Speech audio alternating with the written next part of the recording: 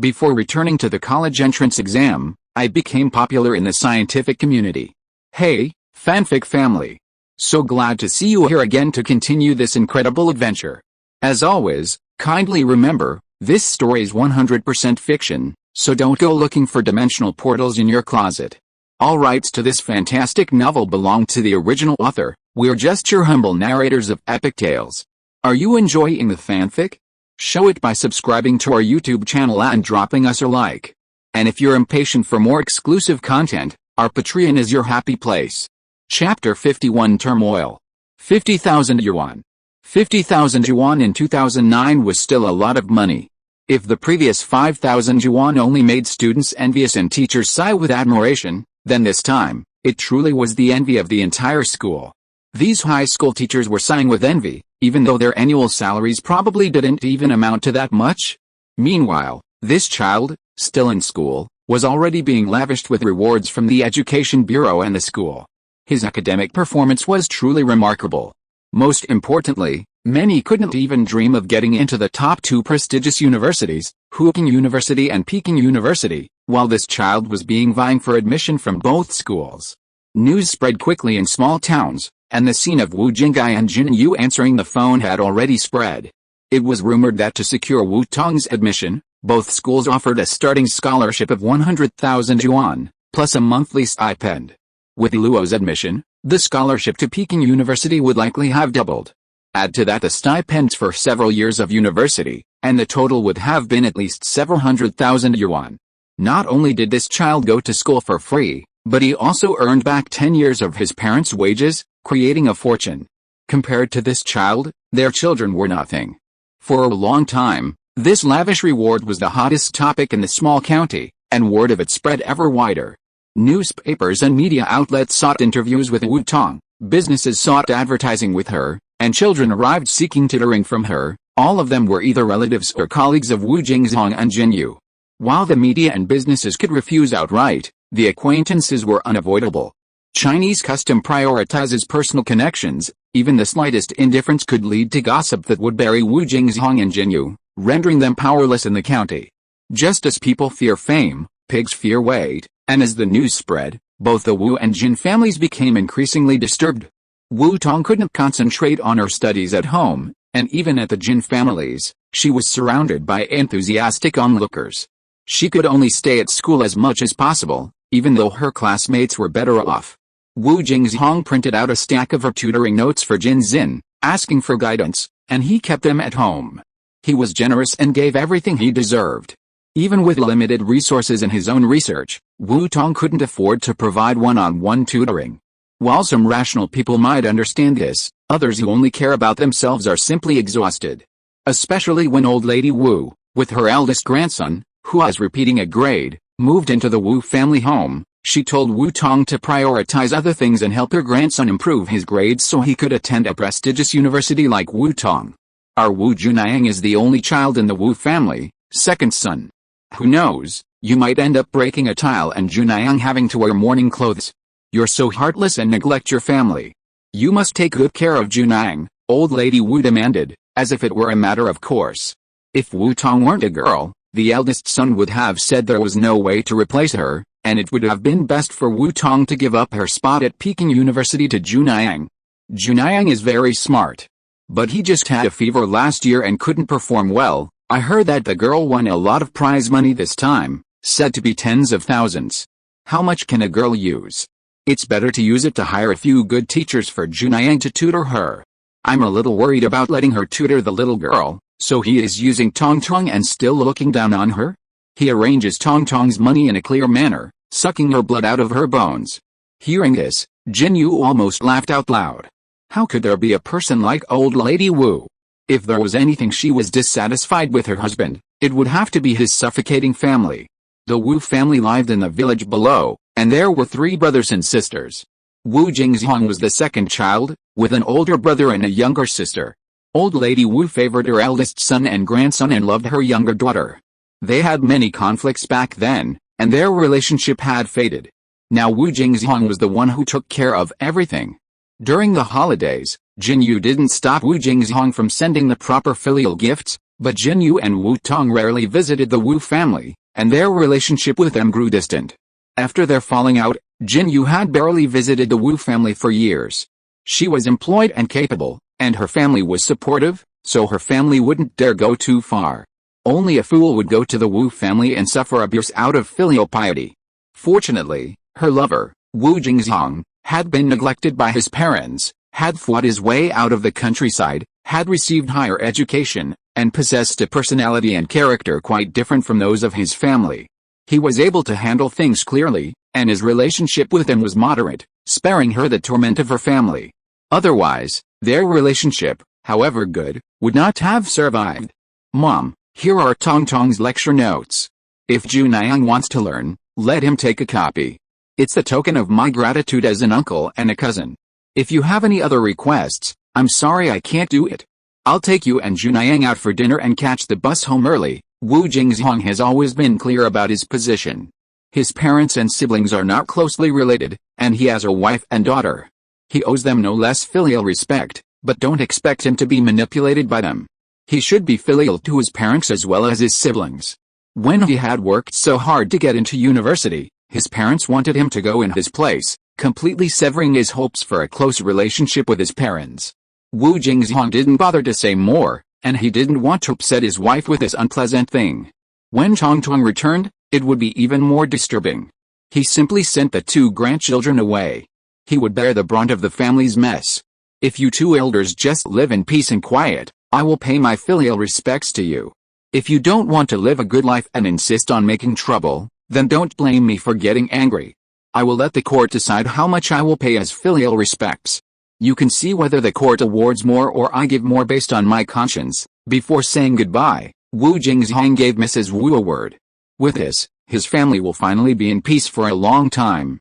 He knows his parents best, and the most important thing is themselves. He favors the eldest son because he flatters them to get money and labor from them. And they rely on him to provide for their retirement. If his filial respects stop, just look at how these two elders will live. If they don't want to live a good life, then no one should lie like this. His wife and daughter are his Achilles heel. He sees that although the two elders are partial, they still give him food and raise him, so he will pay the filial respects due to him, but don't expect him to just accept it. He will fight to the death with anyone who wants to harm his daughter. His tuition was paid by the state, and it was to the state that he should be loyal wholeheartedly. In the future, the state would also bear the burden of his and his wife's retirement.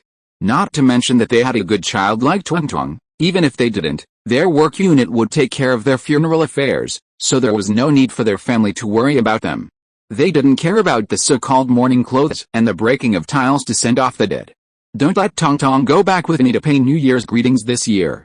Let's send Tong to Beijing early after the New Year. After returning home, Wu Jingzhong and Jinyu discussed that with the current situation at home, Tong was not at ease studying at home.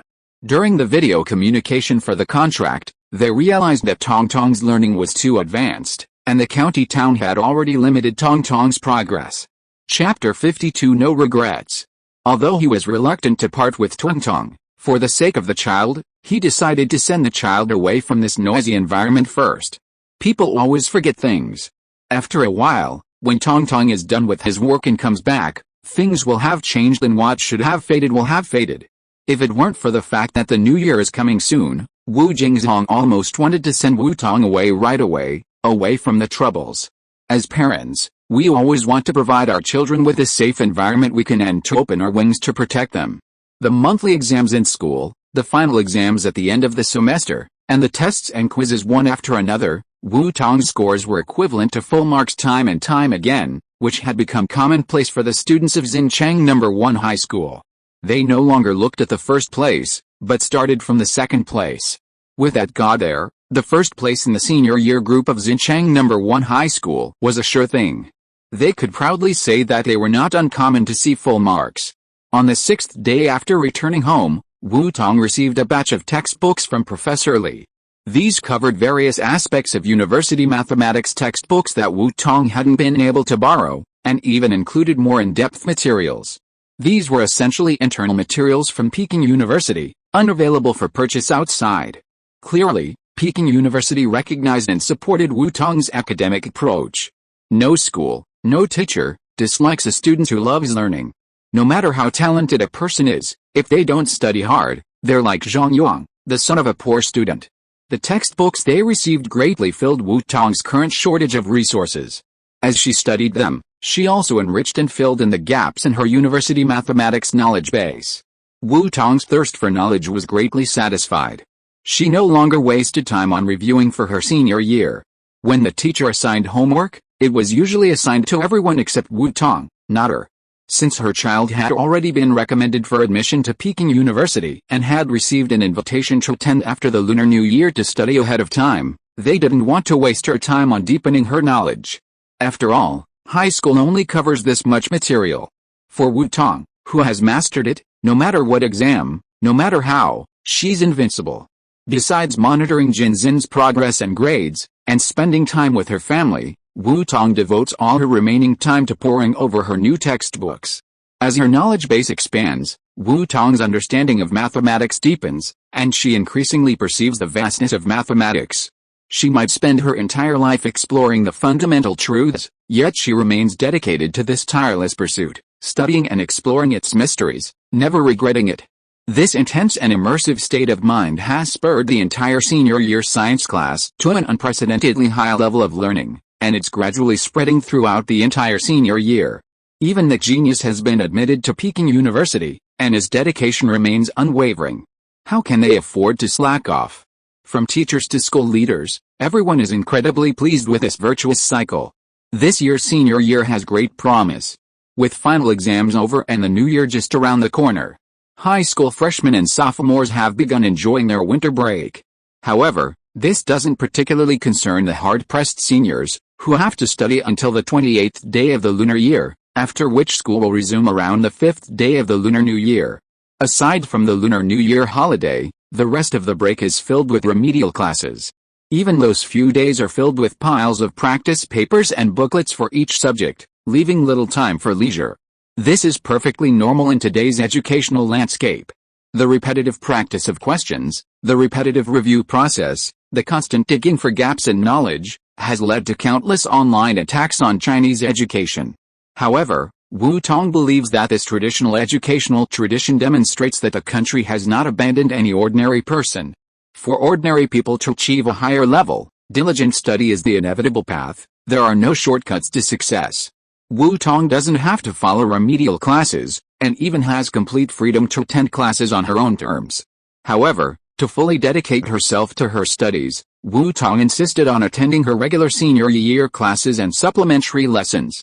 While others attended review classes, she independently studied advanced mathematics, interspersed with university physics, mechanics, thermodynamics, electricity, and so on. Her focus remained on mathematics, the foundation of all science and the indispensable backbone of modern technology. She and Professor Li exchanged contact information. For difficult topics, Wu Tong no longer had to go back and forth, digging for clues. Whenever she encountered a problem, she could consult Professor Li. Each time they consulted, Li Yishan marveled at the thrill of teaching a gifted student. He didn't have to repeat himself, just a few simple pointers were enough, and the child would instantly grasp the lesson, drawing inferences from it all, grasping it with unparalleled depth. Wu Tong's progress amazed him even more. She read a book almost every 2 or 3 days. As Wu Tong's knowledge system developed and matured, her understanding of these key points became increasingly easier, and she rarely got stuck. Naturally, her research speed accelerated. Li Yishan had originally thought that the textbooks he had sent would allow Wu Tong to study until the official start of university. However, based on the progress he had observed during his consultations with Wu Tong, he suspected it would only last until she started studying at Peking University after the new year. He was impressed by Wu Tong's talent, but even more remarkable was her dedication to her studies, a serious and obsessive attitude, as if born for mathematics. She had never once slacked off despite her currently superior achievements and progress. Normally, with someone like her already directly admitted to Peking University, she could have relaxed and enjoyed a 6-month break before enrolling in the second half of the year. Such an attitude, coupled with such exceptional talent. Edison said that success is 99% perspiration and 1% inspiration. Even the best talent starts with hard work. Peking University had truly struck gold.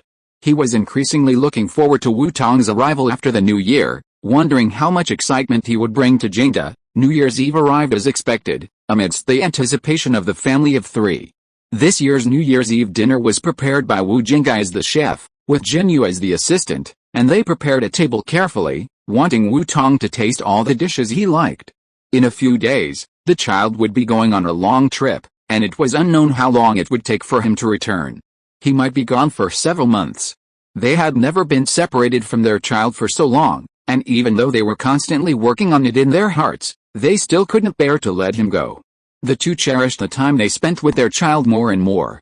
They would solve their work as soon as possible at work, and would come back as early as possible, making way for Wu Tong and everything. Chapter 53 Mission. This year, the custom of returning to the village for New Year's greetings was omitted. Knowing that Wu Tong would be leaving for Beijing soon, the family of three visited the Jin family on New Year's Day to celebrate the Spring Festival. Jin Yongqing had the child stay at home. Tong mostly studied upstairs with Jin Xin, and since there were few guests at his house, the child could enjoy some quiet time. After the first and second days of the Lunar New Year, the Wu household would be restless again.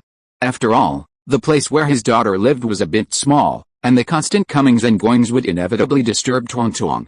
It would be easier to cope without the child at home.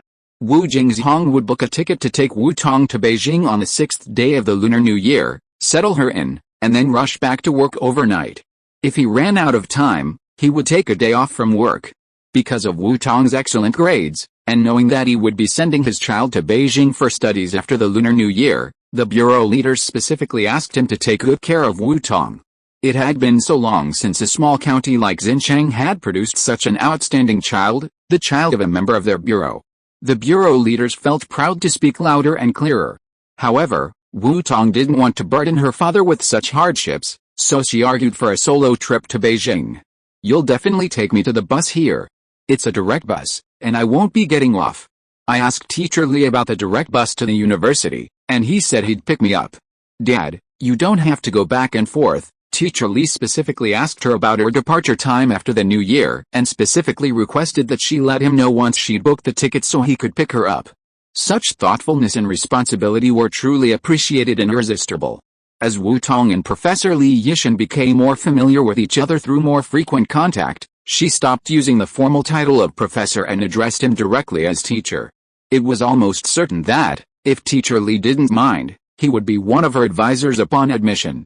"Tong, your dad's work schedule doesn't work for you, so I'll take you. It won't make much difference if I miss 2 days at the store," Jin Yuan said. When Tong was little, he personally saw her off to kindergarten, elementary school, and middle school. This time, he was traveling thousands of miles to Shangjing to study. He'd be starting university in September, so he couldn't miss it. "Uncle, don't make things worse. When the weather warms up in September, I'd be fine if you brought your whole family to see me off. Plus, we could explore Shangjing together." Wu Tong was overwhelmed. He hadn't even appeased his parents yet, and now his uncle was poised to join in the fun, only to have one more thing pop up. "I'm old enough, and I've been on a few trips with him.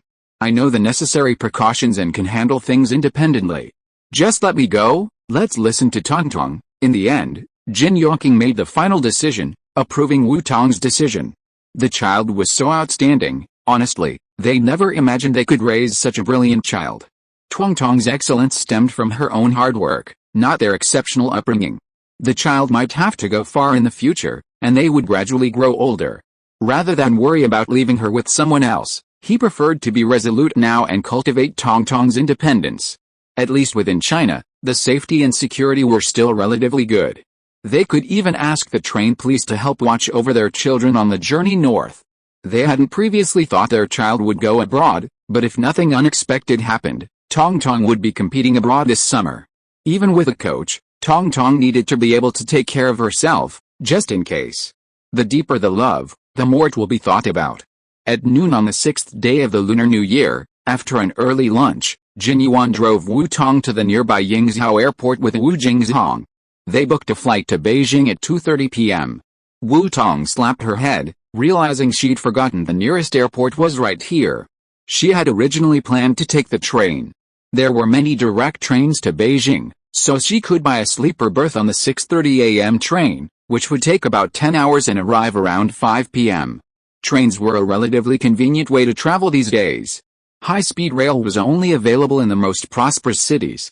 Wu Tong remembered that the high-speed rail to the capital of the Central Plains province wouldn't open for another 2 years and was still under construction. Xiangyan Airport is in Chengdu, and a round trip of 8 or 9 hours is a chore. Arriving at Yingzhou Airport, Wu Tong discovered its rich history. Established in 1931, it underwent renovations and expansion after the founding of the People's Republic of China, reopening flights. Yingzhou is only about an hour away from home, making travel more convenient. In her past life, her income was limited, and flying was a rare option.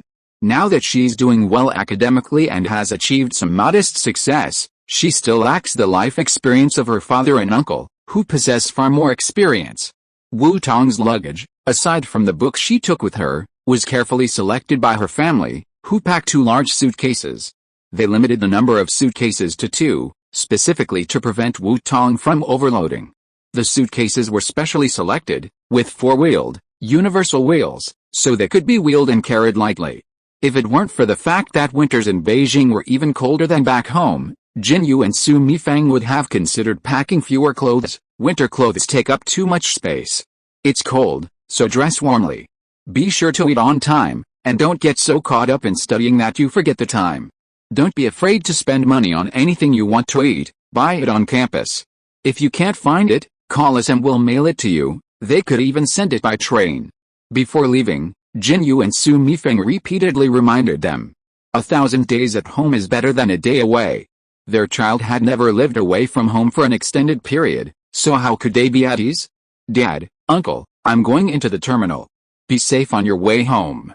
I think I'll be almost in Beijing by the time you get home.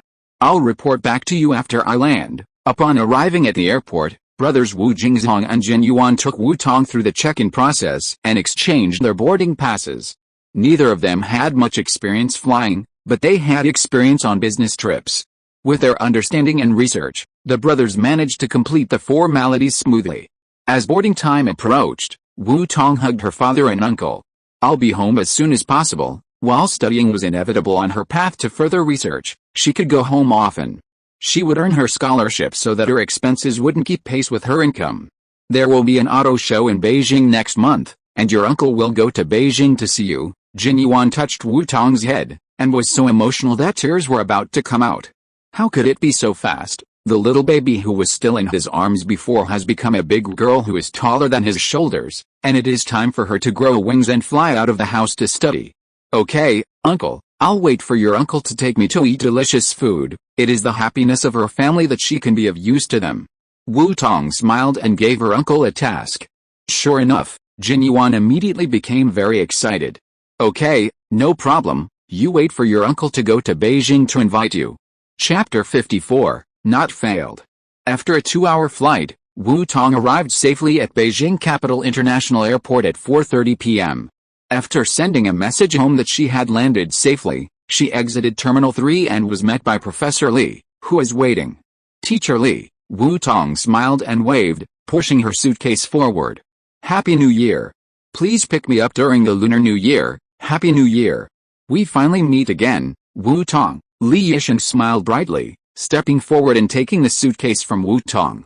What's the problem? In a few years, you might not even have the chance to pick you up. This was a prelude to Wu Tong's success, and some people rushed to pick her up at the airport. Thank you, Teacher Li, for the good wishes. No matter what, I'm still your student. As he spoke, Li Yishan led Wu Tong to his car, a sleek black car with a typical Volkswagen logo. As for the brand, she had little knowledge of cars, only recognizing a few common ones. I'll take you to the campus first, orient you, then take you to dinner. On the way back, Li Yishan and Wu Tong discussed their plans. Traffic flowed smoothly, a rare sight in a capital city on holiday. The 30-kilometer journey took only about 30 minutes. This is the iconic gate of Peking University, Li Yishan said, deliberately entering the campus through the main gate. He introduced it to Wu Tong. This was once a plaque inscribed by Mr. Yuan Pri. After our school moved to Yunnan, in 1952, at the request of the student union, the chairman personally inscribed the name of Peking University. It was then enlarged and made into the plaque we see today. The glorious history of Peking University, beginning with this gate, is a splendid story that is difficult to recount in a short time. School will begin in September, and Wu Tong will also become a Peking University student. Cultivating a sense of identity and belonging begins now. Wu Tong looked out the window at the classical, three-door vermilion-painted palace building, facing east and west. Its style is simple, solemn, and elegant, and a strong sense of national identity permeates the air. Wu Tong particularly enjoyed the speech a Peking University president made about 2 years later, regarding a special case: "You're a Peking University student. If you see an elderly person fall, go and help him. If he tries to blackmail you, the Peking University Law School will provide you with legal aid. If you lose the case, the university will compensate you." She once felt deeply moved by such protectiveness and dominance. She must have felt reassured as a student of this university. Now, she was about to officially become a student of this university, entering the sacred place she had once longed to study. Looking at the 4 large characters BJ University painted in gold on a blue background, a soft smile crossed her lips. Her efforts were worth it. Entering Peking University was the first small step in awakening her past life memories and changing her ways. Wu Tong felt quite happy to finally step into the school she had never dared to imagine. Li Yixin escorted Wu Tong to the Xiao Yun graduate student dormitory.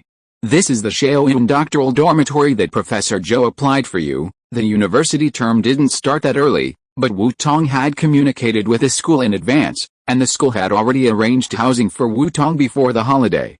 Professor Zhou from the admissions office was deeply impressed by his greatest achievement this year and had helped Wu Tong apply for a good place.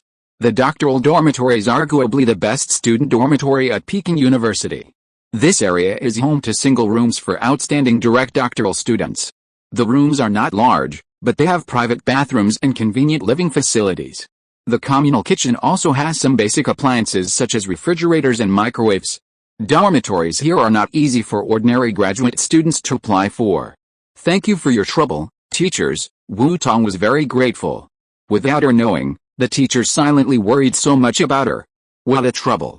Haha. "You're truly outstanding, impressing Teacher Zhou. You have yourself to thank for choosing Peking University.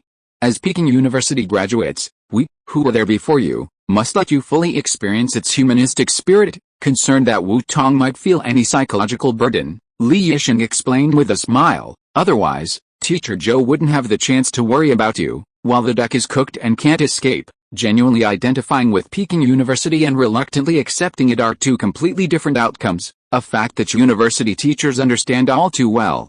For students like Wu Tong, they naturally hope to foster a stronger sense of belonging to Peking University.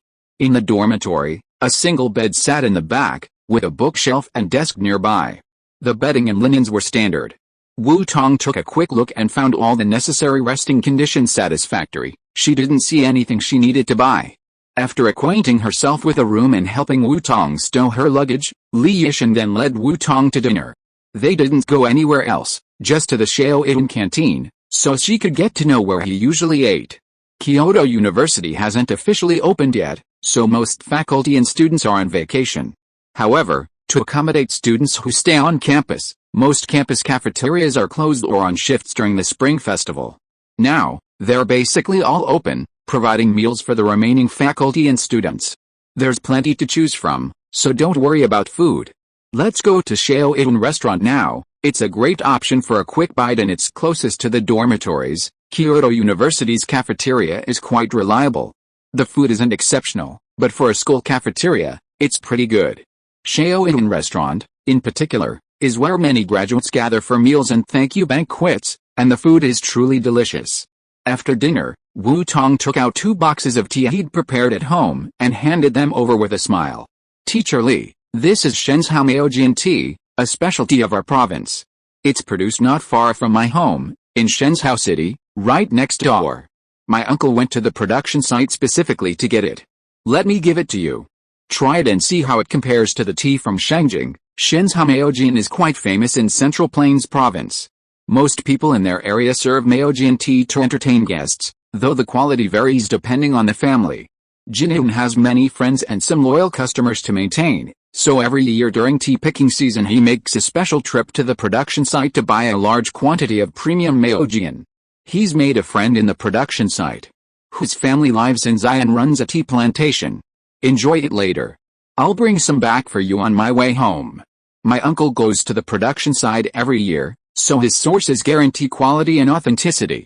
It's incredibly authentic." Thinking of Wu Tong's trip to Shangjing, the family was deeply grateful to the professor for his kindness and care. And since it was Chinese New Year, they wanted to prepare some New Year gifts for the teachers. Other things were difficult to take, and since the tea was also elegant, he specially packed some special Maojian for Wu Tong to keep as a gift to the teacher. Wu Tong was new here, and she didn't know much about the rules here. It was not easy to go to Professor Li's door directly, so she didn't bother to be polite and presented it to him in person. "The teacher has received your kindness, but next time you can't be so polite," Li Yisheng said angrily, but he accepted the gift after all. At the end of the year, it was a child's kindness. Later, he asked his wife to prepare some convenient food and send it to the child. If he gets hungry while studying, it can be used as a snack. Children of this age are still growing. His kid is only 2 or 3 years younger than Wu Tong. In the past 2 years, he has entered a period of rapid growth and development. When he comes home, he is like a hungry wolf, wanting to stuff everything into his mouth. If you are listening to this novel on a channel other than Fanfic World, it means it was downloaded and re-uploaded without effort. We warmly invite you to visit our channel, Fanfic World. There you will find the original version of this story and many other novels of various genres. We look forward to seeing you dive into a world of incredible novels. Chapter 55 Number Theory. Whenever you want to go out and relax, let me know in advance. I'll arrange a guide to walk around Beijing and even have a quick meal at my house. Thinking Wu Tong was new to the city and unfamiliar with the area, Li Yisheng made a special request. The children treated her like their teacher, and as a teacher, he had to be considerate of them. He couldn't stay on campus all the time. Getting out and about would give him a change of pace. There's a jerk at home who can't stay home during holidays. This was a perfect opportunity for the brat to interact with Wu Tong and embody some of his talent. He holds a bachelor's and master's degree from Peking University, a PhD from Stanford University, and his wife, a PhD in economics from Stanford. They're both academic giants, if not geniuses. He only has one son, and surprisingly, he hasn't inherited much of their excellent genes. He hasn't even solved the mathematical conjecture yet, and there's another kid at home who can't. It's a devastating feeling sometimes. Life is tough. Seeing these gifted children makes me feel hopeful. You've been tired all day, go to bed early. If you have anything, call me immediately. We'll see you later. Winter was not far away, and it was getting dark early. After Li Yisheng gave Wu Tong instructions, he left the dormitory building first. After seeing Professor Li off, Wu Tong called home and chatted for a while, and sorted his luggage by the way. Teacher Jin Yu pointed out the things Wu Tong should pay attention to when living independently, from eating, to dressing, to traveling. With her child not around, she wanted to tell Wu Tong everything she could think of. The words that seemed endless in her previous life, Wu Tong felt that they were heartwarming when she heard them in a different situation. She was no longer willing to bear the sorrow of wanting to support her parents, but they were no longer there. As a newcomer, Wu Tong didn't do much. After getting familiar with the environment, she rested. The next morning, Wu Tong started her morning exercises on her small balcony before the sun rose as usual. Her dorm enjoyed a prime location, with its small balcony perfectly positioned to face the sun. Unobstructed by the dorm buildings ahead, it offered a wide view and a glimpse into the rising sun. After these months of rest, she had come to appreciate the mysteries and benefits of the morning sun purple key technique. Her health improved steadily, her complexion remarkably healthy from the inside out, and her energy was overflowing. No matter how hard she exerted herself, her energy never faltered, and her hair remained thick, black, and silky. Incidentally, her strength was steadily increasing. Wu Tong hadn't measured it specifically, but with her current sensitivity to numbers, a weight of over 100 kilograms was no burden to her. She had once secretly tried lifting a sleeping Jinzin with one hand without much effort. Jinzin stood 1.86 meters tall and weighed roughly 150 to 160 kilograms.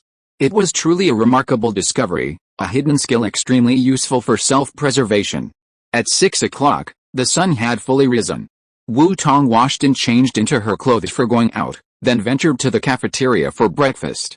Unfamiliar with Peking University cuisine, Wu Tong ordered 2 steamed buns and a cup of 5 grains soy milk, A surefire basic combo. After breakfast, Wu Tong headed directly to the Peking University Library. Teacher Li had given her the exact location yesterday and a library card, allowing her to study in the library or borrow books for her dorm room. Strolling along the winter streets of Peking University, Wu Tong, lacking the artistic flair of a poet, casually took in the surroundings, more for the sake of getting acquainted and familiarizing herself with the area. Teacher Li's directions were clear, and Wu Tong followed the signs until she entered the vast Peking University Library. Coming from a small, impoverished town, the library's size, facilities, and quantity and quality of books were truly eye-opening. The library's extensive collection of books was well organized, clearly marked, and even had dedicated study areas. With its abundant resources and comfortable surroundings, Wu Tong found the mathematics section, which offered comprehensive research materials, various specialized mathematics books, and various thesis manuscripts. She found her desired book, found a seat nearby, and began her study session, blissfully unconventional. For Wu Tong, who was becoming increasingly obsessed with mathematics, this place was a treasure trove. Wu Tong officially began her academic life at Kyoto University, spending her days commuting between the library, cafeteria, and dormitory, never leaving the campus. The library staff at Kyoto University became familiar with Wu Tong. She didn't necessarily go to the library every day, but she would arrive early, search for her target book, study in the study area until noon, check out a copy, and then return to her dormitory to continue her studies. She would first study in her dormitory, thoroughly poring over her current book or paper, then go to the library to borrow a new book, continuing her studies in the study area until closing time. Wu Tong's utter focus was so intense that she was completely oblivious to the outside world. It was often only when the staff reminded her the closing time had arrived that she realized. The librarians on duty couldn't help but sigh in amazement. Even in Kyoto University, a university teeming with talent, they had been working for so many years, yet Wu Tong's obsession with study was truly rare. And any student or teacher with such a near-obsessive streak, if not a lifelong student, would be well known. And where were they? Kyoto University, a place teeming with genius, where relentless study was a rare phenomenon. Time slipped by quietly, and Wu Tong's daily study routine cycled through her routine. Like a sponge soaking up water, she eagerly absorbed this rich source of knowledge. Her mathematical knowledge tree was also rapidly expanding and filling. Wu Tong's eyes grew deeper as she studied, a light of intellectual wisdom. It was the Predoniac conjecture: for all natural numbers k, there exist infinitely many pairs of prime numbers, p plus 2k. When k equals 1, this is the twin prime conjecture. Wu Tong scribbled a few lines of equations on a piece of scratch paper. Let y be the ith prime number, pi be the value of the ith prime number, and pi cap 2 be the square of the prime number. This means that the range of prime numbers can be directly determined by numbers less than or equal to this prime number. Pi cap 2 pi 1, cap 2 pi equals 11, pi cap 2 equals 121 L5 equals 1/2, 2/3, 4/5, 6/7, 10/11 equals 1677 U5 equals 1/2, 1/3, 3/5, 5/7, 9/11 equals 27/154 P5, cap 2 P5-1, cap 2 equals 72. The world of mathematics is vast and boundless. She delved into it and first encountered number theory. Number theory is a fascinating field that has captivated countless people. The threshold to entry is very low, and many formulas and theorems can be understood by even a middle school student. It has given rise to countless amateur scientists. Every year, the Chinese Academy of Sciences is flooded with letters about the famous Goldbach conjecture. Amateur scientists believe they have proved a world-class conjecture, a world-class problem, yet their talents are not recognized. Sadly, their knowledge was so high that they couldn't even pass the Chinese Academy of Sciences introductory test. This shows that number theory is an area that requires immense talent. The reality is harsh. Without a solid foundation and exceptional talent, it's virtually impossible to achieve success in this field. Chapter 56. Teacher? Wu Tong wasn't arrogant enough to think she could tackle the world's most difficult problems with her meager beginner's skills. However, years ago, Wu Tong thoroughly completed her foundation in mathematics. After arriving at Peking University, she continued her studies in number theory, which naturally led her to encounter materials and papers on various conjectures within that field. Of course, Wu Tong wasn't troubled by ordinary problems, and to say she wasn't interested in solving them would be a lie. Every mathematician harbors the ambition to tackle them. Her recent reading and study of numerous books and papers on number theory inevitably led her to delve into prime numbers. Few number theorists aren't fascinated by prime numbers, and she was no exception. Among integers greater than 1, a prime number is one that is divisible only by 1 and the number itself. Wu Tong vaguely recalled the recent developments in twin primes from her past life.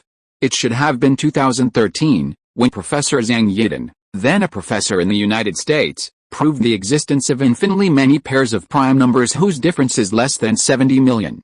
Although 70 million is a large number, this result holds true, marking the first formal proof that there are infinitely many pairs of prime numbers with a distance less than a fixed value. However, the search for twin primes becomes increasingly difficult, and Professor Zhang has only gotten so far. The International Association of Mathematicians, using Professor Zhang's method, has narrowed the number from 70 million to 246. Interested mathematicians around the world are eager to continue experimenting, hoping to one day reduce the gap to 2 by selecting an appropriate function.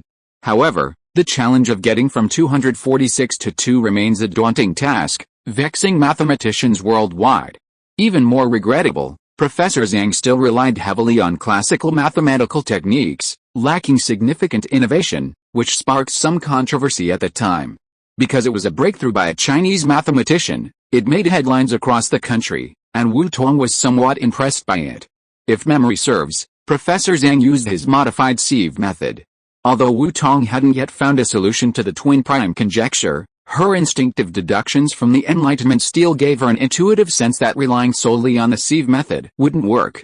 Professor Zhang's contributions to the twin prime conjecture are indelible, but he still hasn't been able to crack this world-class problem. After carefully analyzing the various methods presented in various papers, Wu Tong gained some insights into the areas she had already deduced. She then wrote down a few lines of equations, demonstrating her own approach.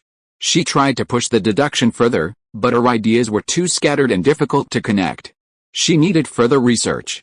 The twin prime conjecture was truly a world-class conjecture. Even with her current ability to solve university-level problems with minimal difficulty, she could easily grasp the problem stem and her thinking flowed naturally.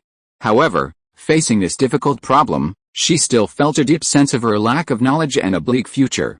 Wu Tong wasn't about to swallow a fat piece of paper in one fell swoop. Even the most difficult problem always had an answer. Her inability to offer an answer now could only be due to her own lack of knowledge. Grabbing her draft paper, Wu Tong stood up, trying to find more information on the subject. Sieve methods, circle methods, Lie groups? Or? Wu Tong's mind was still immersed in her endless deductions, her movements completely reliant on instinct. It was only the 15th day of the first lunar month, with school still a few days away, so the Peking University Library was deserted, and the mathematics section was even more so. Wu Tong always visited the same spot, so familiar with the route she could reach it with her eyes closed. Still absorbed in her thoughts, Wu Tong instinctively reached the shelf she wanted and was about to circle around to retrieve the information she'd spotted. However, upon turning a corner, Wu Tong, who hadn't expected to see someone else in the area, realized there was someone on the other side with the same goal. The library lights elongated the visitor's tall figure, casting a faint shadow of Wu Tong's shadow at the other end. Wu Tong and the newcomer stopped in their tracks and dodged to the side, avoiding an unprepared collision. However, in the moment of danger, the draft paper in Wu Tong's hand scatters like snowflakes. Sorry, I wasn't paying attention. Did I bump into you? Did she almost hit someone? Wu Tong snapped back to her senses, her first reaction being an apology. She should have let her deductions take over her attention, relying on her instincts. Looking up, she was met with a cold, sharp face. She was stunned for a rare moment. It was a face so striking that, even walking out, it would have drawn 200% of heads turning. In ancient times, it would have been enough to fill a cart with fruit. While Wu Tong hasn't yet reached the sagely level of Lanyang Kulu, beyond the sudden thrill of beauty, she doesn't indulge in obsession. She's completely calm, her mind set on the beauty of mathematics, which has taken over everything else besides her family. After apologizing, Wu Tong squatted down to pick up her draft paper. Lu Xiao pinched his brow lightly. A pair of gold-rimmed glasses perched on his tall nose added a touch of elegance, calmness, and profound knowledge to his appearance. He had lost his guard, crouching down to gather up the scraps of paper beside him. As he picked them up, a series of derivations caught his eye. Is this prime numbers? I was distracted too. The twin prime conjecture, a special form of the Bonya conjecture. The sieve method is stuck. Glancing at the topmost derivation, Lu Xiao passed the scraps of paper to Wu Tong, his voice slowing down as he asked softly. The tail of his delicate brow twitched slightly. How long had he been away from the lab? Are children these days already challenging the world's conjectures? Wu Tong still had a childish look, and one could tell at a glance that he wasn't very old.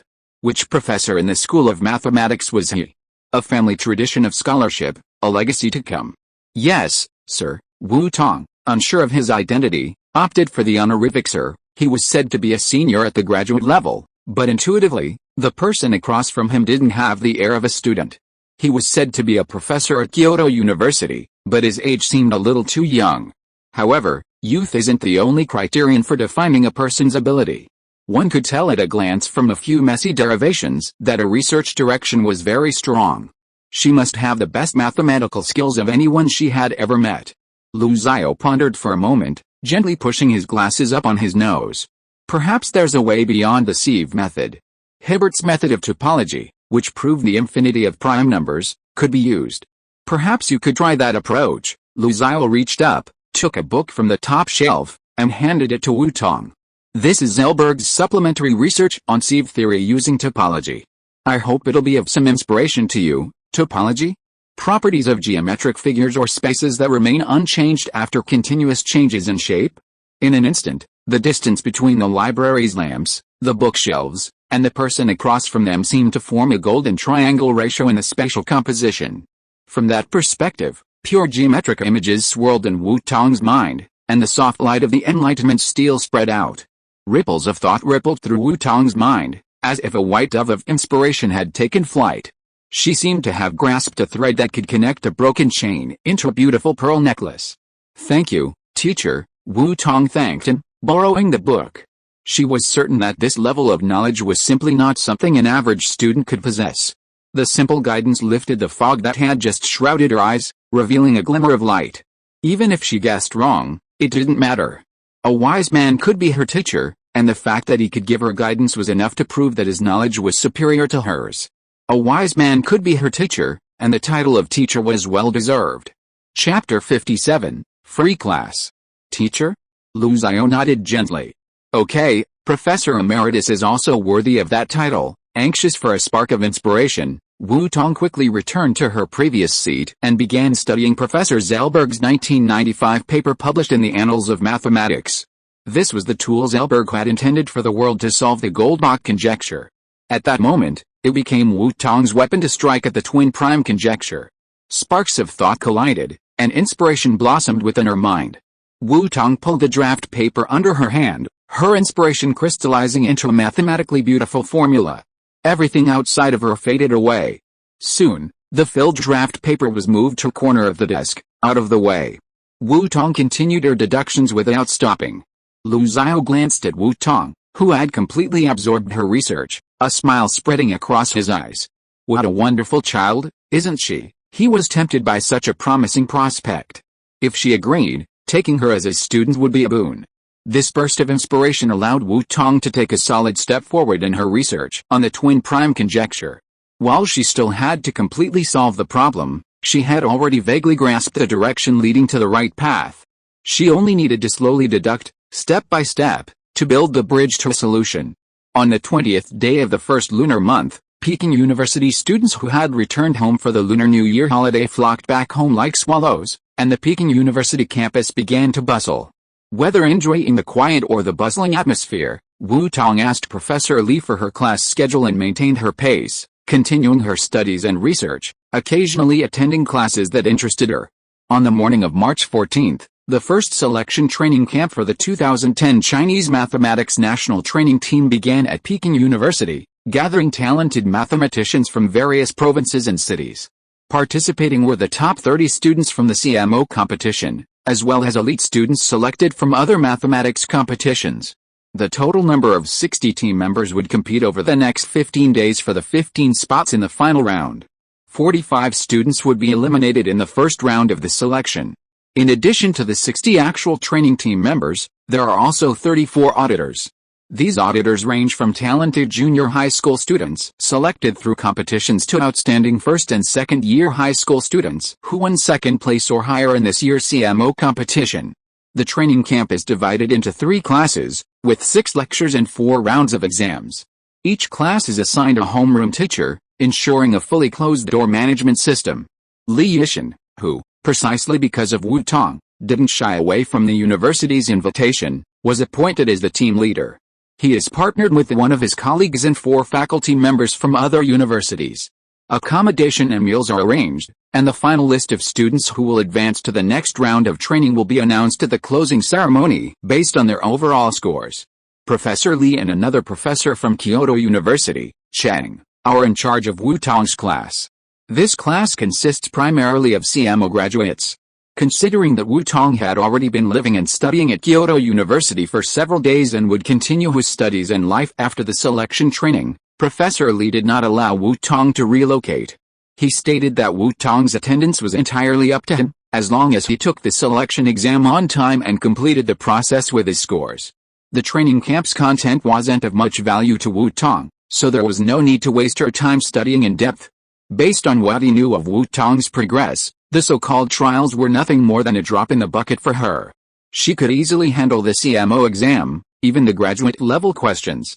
With Wu Tong's learning ability and the resources at Kyoto University, she should have no problem reaching even higher levels. The International Observational Examination, IMO, wasn't a major challenge for Wu Tong either. Barring any unexpected events, she'd have no problem winning the gold medal. Without having to stick to the training camp schedule, Wu Tong had her usual freedom. Today, she had a physics class. While delving into math, she needed a change of pace, so she interspersed it with university physics. Since Kyoto University's semester had resumed, she had another advantage: she could find classes that suited her academic needs.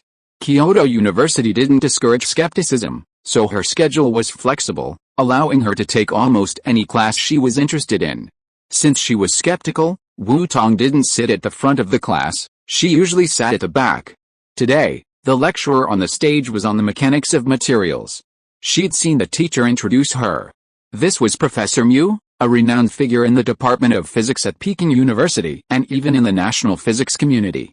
He was probably just under 50, in the prime of his life, and could be considered a key figure in the department's high-energy physics department.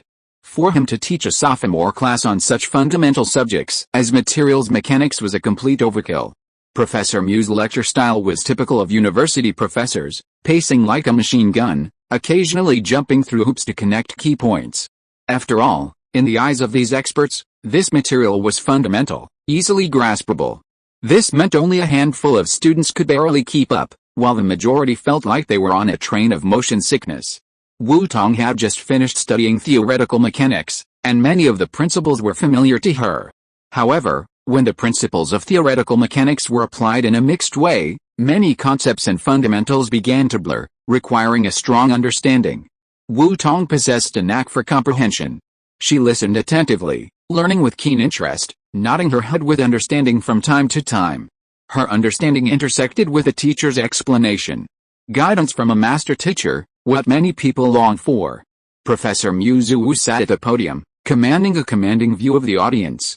These students, who had only just begun studying basic physics and materials physics, were mostly bewildered. However, he had covered all the key points he needed to. Those who didn't understand these basics in class could simply study harder at home. Learning is the student's responsibility. College isn't like high school, where teachers have to break things down and cram them down into tiny pieces, almost chewing them up and cramming them into small pieces. Amidst this bewilderment, Wu Tong, in the back row, beamed with understanding, a look of acknowledgement, her gaze occasionally lowered, and she would write and draw, like a beacon, her understanding becoming more apparent. Did she understand everything? That was rare. There were students in the classroom who could follow his pace, but they often only grasped a limited understanding. Did he really understand, or was he just putting on an act? The child looked childish, seemingly quite young. It seemed as if he hadn't seen the students before. Which student is in the last row? Yes, you, little classmate. When her name was called, Wu Tong didn't react, thinking it was someone else. She'd skipped many classes, and the teachers rarely called on the back rows. So, when she was called, she thought it was someone else. It wasn't until she met the teacher's eyes and confirmed it was her that she, somewhat bewilderedly, stood up. Chapter 58, Beating. Most of the 100 or so students in the large classroom turned curiously toward Wu Tong, who sat in the back row. Professor Mu rarely called on students to answer questions in his lectures, but when he did, it could be a hellish disaster. Many of them wondered who had the audacity to be called out for slacking off in Professor Mu's class. They admired his courage, but they hoped he wouldn't bring trouble to the weaker ones. However, the more they looked back at Wu Tong, the more puzzled they became. When had such a person appeared in their class? They had all taken many classes together, and it seemed there wasn't anyone this young in their class. Wu Tong, barely 16 and still chubby, looked incredibly different from the other sophomores, 19 and 20 years old. Come on, tell me, how do you interpret this formula? You kept nodding, so you must understand, right? Wu inquired, a hint of mischief on his face. He could easily tell whether someone truly understood or not. He was a man who never let questions get to the bottom of things. Wu Tong came back to his senses, closed his notebook, and said, "Thank you for your concern, Professor. I do have some understanding. The formula you mentioned, the example you just gave, I think it can be derived from this perspective. This formula can actually be understood this way. Using mathematical language, oh wow, this kid was incredible. Not only did he clearly explain the concept from a physics perspective, he truly understood it. He also combined it with a mathematical perspective, explaining it even more thoroughly. Masters and doctoral students were no exception." Wu pointed out a few more key points with great interest, even asking more in-depth questions. He observed Wu Tong's expression. None of these questions stumped her. She generally answered his questions with a brief thought, answering them fluently. He was certain that this student was completely able to follow his train of thought in speed, and instantly grasped his ideas. But the explanation sounded so strange to him, with so many mathematical formulas and logic. Even his math skills were decent, and he was almost unable to keep up with his kid's pace. Was this definitely a student in their physics department? Is this a bit off topic? The students in the classroom, listening to Wu Tong's earlier explanation, seemed to have some understanding.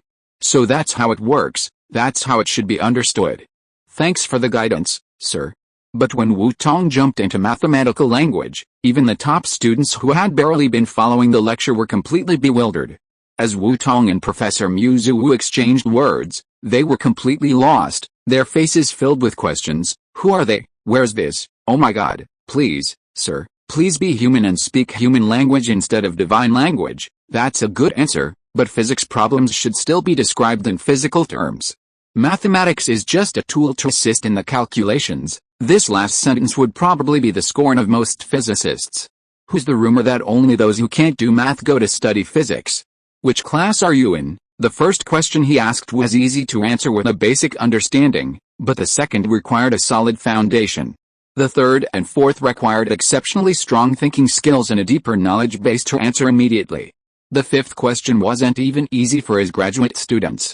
Such a student could undoubtedly be called exceptionally gifted, and he was so tempted that he wanted to take him in as his own disciple. Wu Tong felt a little embarrassed, and with a shy smile, he said, "I'm a CMO competition recommended student. I came to campus early to study, and haven't officially enrolled yet. I won't officially start until September. Sorry, Teacher Mu, for taking your class without your permission. No problem, no problem. If you like physics, feel free to come. We at Peking University always welcome everyone who loves to learn." Oh, a math competition student, so it's no surprise this kid uses mathematical logic to solve problems. I think he heard the emo training team was recently at their school. Such trivial matters rarely passed his ears.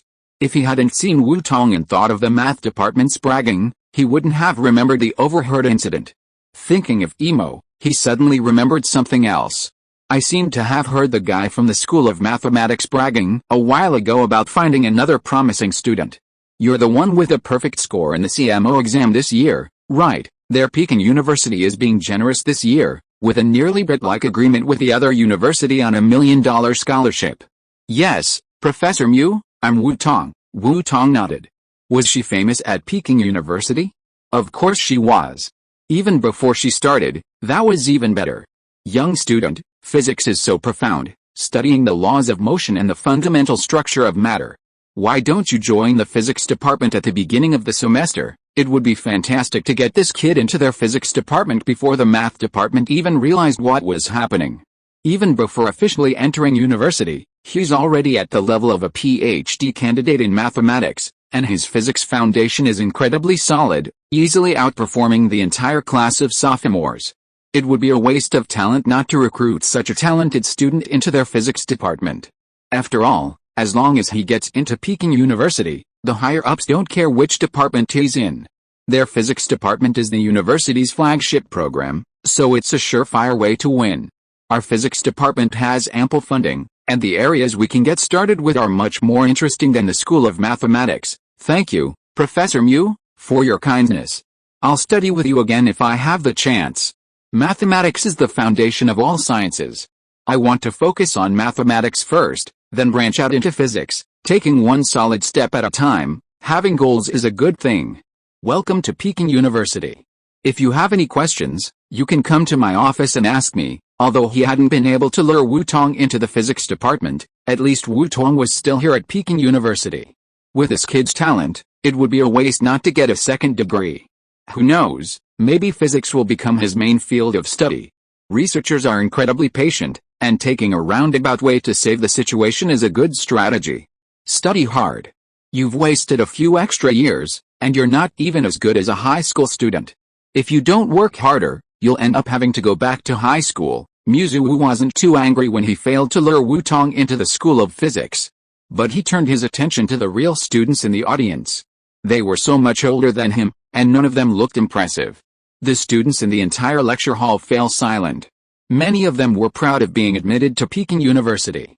Among them were students who had been recommended for admission through physics competitions, and top scorers from various provinces and cities. During their high school years, they were basically the center of attention. Now, they were actually beaten by a high school student. They were really upset. It was only after staying in Peking University for a long time that they truly understood that this place was a place where geniuses were born in large numbers, a place that made ordinary students feel overwhelmed and almost suffocated. Chapter 59 Proof. Future junior, please show some mercy and save your life. With a few finishing touches still to come, Wu didn't waste any time and continued his lecture at breakneck speed, occasionally glancing in Wu Tong's direction with a smile. This made the students in Wu Tong's direction sit up straight, letting him know they were serious and not to act rashly. His smile was unnerving. Actually, it wasn't. Professor Wu was pondering the rise and fall of talent in the Department of Mathematics over the past 2 years. Seeing another prodigy joining the school in Jinkyu, he needed to discuss how he could bring back another prodigy to become a pillar of the department and return the Department of Physics to the days of Lu Xin. Honestly, he missed Lu Zio's glory days at Peking University. He single-handedly dominated both the Department of Physics and Mathematics, a towering figure unrivaled in the world. Although their half-life achievements were quickly surpassed by that kid in just a few years, leaving them, as teachers, feeling rather frustrated, the achievement of mentoring a prodigy was something they could cherish for a lifetime. It was this kid who really pissed him off. Why couldn't he just focus on high-energy physics? First he was tinkering with computer artificial intelligence, then he turned around and got into military propulsion, and reportedly even started dabbling in aerospace. Now that kid's confidentiality level was even higher than his, and he had no idea where he was currently staying or what he was up to. When the class ended, Wu Tong nodded to Professor Mu and quietly left the classroom to avoid being watched. She didn't want to be the gorilla. Following the direction of the School of Mathematics, Wu Tong quietly entered the training team lecture room through the back door. Li Yishan, who was lecturing on the stage, glanced at Wu Tong. Hadn't this kid been taking classes at the School of Physics lately? How did he find time to come back today and get caught? Wu Tong asked him for the class schedule. He knew about the kid's class and supported it. Given her level, forcing her to continue studying high school knowledge would be a waste. But why did this kid go to the School of Physics when she was supposed to be studying math? That group in the physics department couldn't learn math, So they chose physics. Math is the king of all subjects. Such a gifted child must not be shamelessly abducted by those physics chaps. They still feel heartbroken to this day. A future mathematician fell into the hands of the physics group, and the School of Computer Science took advantage of him, but he never really shone in mathematics. It's heartbreaking just thinking about it. With that experience as a lesson, all the teachers in the mathematics department are now keeping a close eye on their children. The mathematics department has been struggling with talent transfer in the past 2 years, and the physics group is facing a generational gap. Their eyes are almost red. Li Yixing is reviewing some basic number theory, which will be useful in the Olympiad. Riemann, when studying the zeta function, discovered a profound connection between the analytic properties of complex variable functions and the distribution of prime numbers, thereby leading number theory into the field of analysis. Li Yixing is reviewing some basic number theory, which will be useful in the Olympiad. Complex analysis? Euler's constant. Diophantine approximation? A storm of mathematical formulas swept through Wu Tong's mind. She seemed both inside and outside the classroom, surveying everything from a strange, detached perspective. Infinite prime numbers stretched endlessly in her mind, intertwining numbers and symbols, depicting the language of universal truth. Line after line of expressions unfolded in her mind, like celestial music. Wu Tong's hands danced across the smooth surface of the draft paper. When 2N. He would likely struggle to even understand the problems, let alone reason and deduce them. He anticipated that Wu Tong, with the support of Peking University's resources and a favorable platform, would make tremendous progress, but his rate of progress still exceeded his expectations. Given Wu Tong's learning rate, he wasn't surprised. Wu Tong had asked about skipping a grade when he signed the contract. Children like this should not be restricted by ordinary rules. Chapter 60 certification completed. Wu Tong's state was familiar to him. Researchers, when struck by inspiration, would only be able to engage in such a completely devoted performance. Li Yixing, revealing only a small scrap of what was likely the first sheet of paper containing the initial deductions, removed it from the pile of draft papers and carefully examined it. Once he saw it, Li Yixing couldn't look away. His attitude changed from initial nonchalance to seriousness. He then took a pen and paper and leaned over the other desk to verify his calculations. The early spring sunlight, filtering through the window lattice, gradually slanted, dwindled, and finally vanished. As dusk approached, Wu Tong finally concluded his brainstorming session and wrote down the final line of the equation. When 2N, and P in 2N plus 1, MP has 2N plus 1, minus 1 to be prime, which holds true. This is the conclusion. When it is proved that P in LT, 2N plus 1, MP has 2N plus 2, and 2 prime numbers P has 2N plus 2, and 2 prime numbers. After the proof, Wu Tong came out of her immersed state and breathed a sigh of relief. Hunger and fatigue were secondary. She was happy and sighed with joy. Zhou's conjecture was proved by her. When she raised her head, she met Li Yixing's gaze. "Hey, Teacher Li? Why are you here?" She glanced outside the door again. "Hey, it seemed like not long ago, dusk had already begun." She seemed to have missed lunch and was about to miss dinner. It was nothing more than that she felt a little hungry. Zhou's conjecture, this problem is really difficult. This is probably the problem that took her the longest time to solve until now. But the rewards were immense. It wasn't just the joy of successfully solving the puzzle. The moment she solved it, she gained a deeper, more comprehensive understanding of number theory and prime numbers. It felt like she'd reached a new level. The enlightenment steel celebrated for her, and the warm glow emanating from the depths of her sea of consciousness grew brighter and richer. This was Wu Tong's advancing knowledge, nourishing it immensely. The power of her comprehension returned many benefits. The enlightenment steel had regained some of its original power, acquiring a new ability, absolute deduction and the ability to determine direction. This ability would be immensely useful for Wu Tong. Whether in future research or, especially, in future experiments, possessing this ability to determine direction and determine absolute direction would save her many unnecessary mistakes. How do you feel? Mathematical conjectures aren't as easy as you thought, Li Yixing chuckled. He'd only just discovered this after all afternoon. This child's focus was truly terrifying. Only this kind of concentration could account for her astonishing learning speed. No one can achieve success without effort and hard work. He shifted his numb foot. Standing for too long, his heel ached like needles. With difficulty, he suppressed a grimacing that would ruin his image. Li Yisheng sighed. He was getting old after all. Standing and calculating Wu Tong's deductions, he forgot to sit down and it became a bit too much. It's hard, too hard. I worked on it from noon until almost dark before I finally figured it out. Wu Tong flexed and stretched her fingers, moving her shoulders to loosen up the stiff muscles from sitting for most of the afternoon. Fortunately, she was in good physical condition, otherwise, she would have been exhausted if she had maintained this writing posture for an entire afternoon. What? Li Yisheng was suddenly startled, thinking there was something wrong with his ears, as if he had heard something extraordinary. He looked into Wu Tong's eyes in disbelief. You said you deduced it? Wu Tong nodded in confirmation.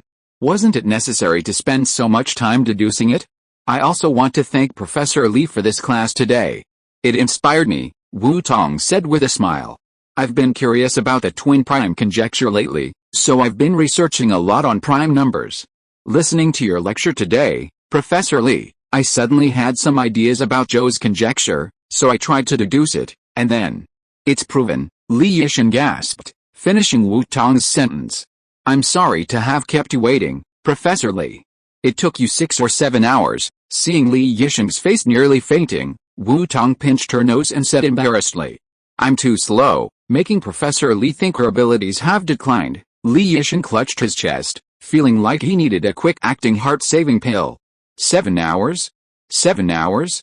Do you know how much time someone who studies this problem in number theory has invested? 10 or 100 times more. He himself spent at least 70 hours on the problem. And to say it's proven after only 7 hours, and it was a fluke?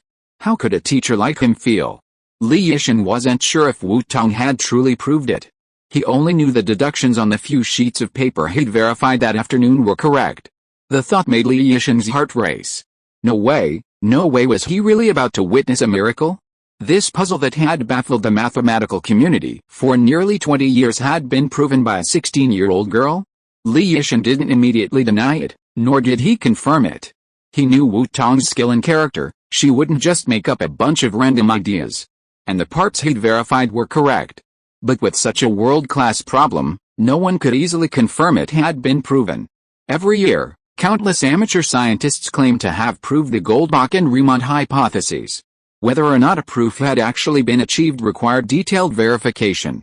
I'll verify the rest. Without a second thought, Wu Tong neatly stacked all the paper and handed it to Li Yisheng. This was standard procedure.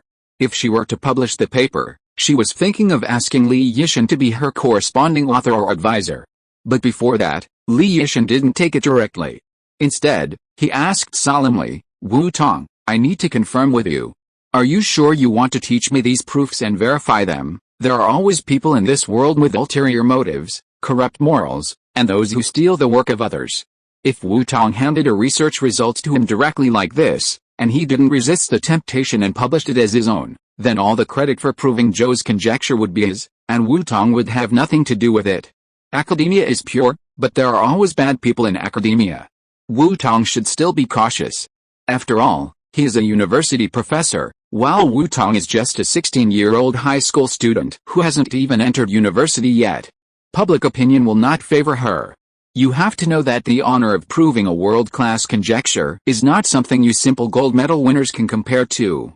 If I had proved such a difficult problem, not to mention the honors of international fame, at home, the young elite scientists and Yangtze River scholars would be waving at me. Wu Tong smiled calmly. Why not?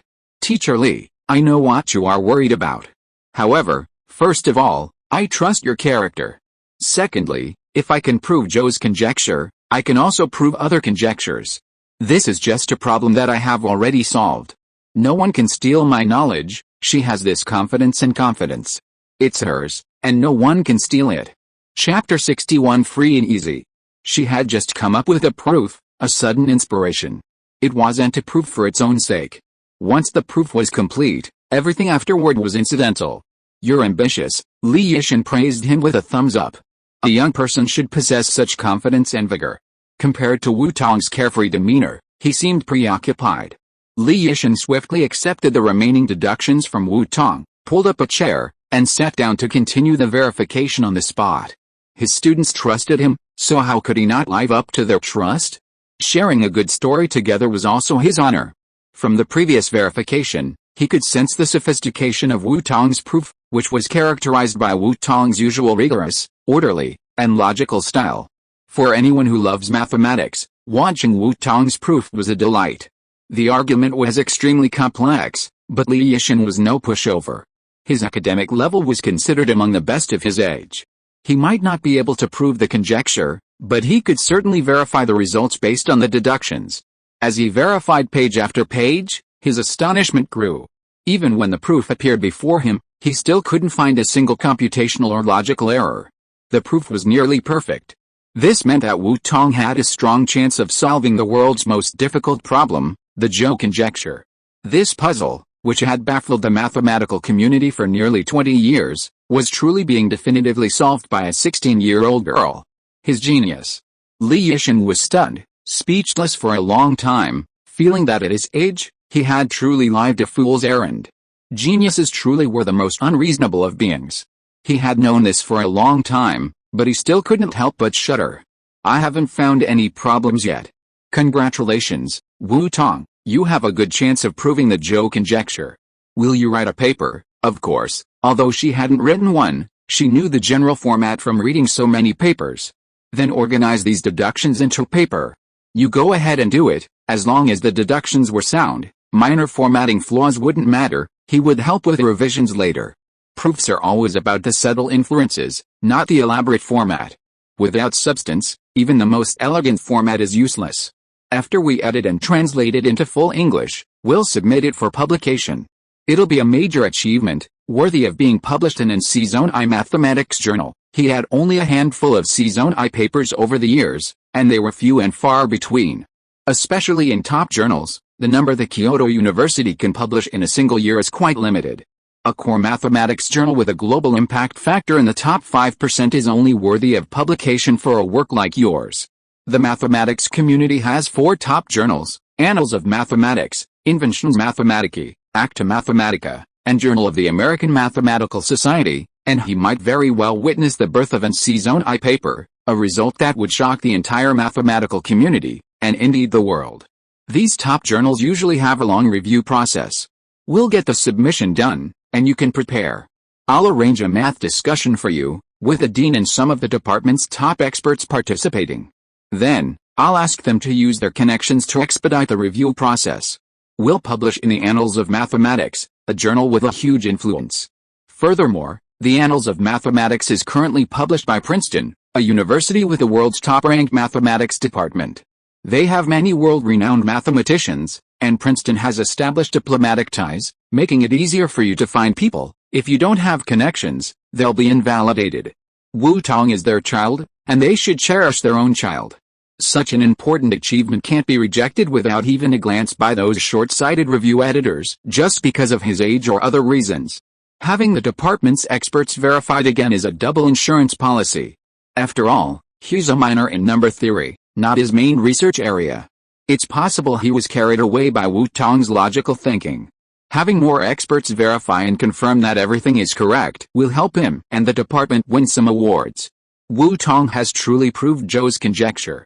That's a world-class achievement, published in an C-Index journal, a true honor for Peking University. Wu Tong, at such a young age, has already achieved such feats, a feat unmatched by anyone in her teens. With such talent, she's sure to continue to rise. It's clear she'll become a prominent figure at the university. It's too late to offer timely assistance. If the university doesn't offer further assistance now, how can it possibly retain a future top scholar? Submitting the manuscript and then using the paper as proof is also to protect the child's interests from any infringement. Even though the professors at Peking University are generally quite upright, it's better to prevent unnecessary trouble before it's too late. As for whether Wu Tong's result will be published in the Annals of Mathematics, there's absolutely no doubt about it. Zhou's conjecture is no small matter. It's a world-class problem, arguably one of the most remarkable achievements in number theory in recent years. It's a prime number problem that many leading mathematicians love to study. Once confirmed, top journals will be eager to see Wu Tong published. You don't have a computer, right? Take this laptop, teacher. In the information age, handwritten papers are a thing of the past. Li Yisheng handed Wu Tong his own class laptop. It was just for his classwork. The information inside was stored on his office computer, so it wouldn't interfere with his other work. Okay, thank you, Teacher Li.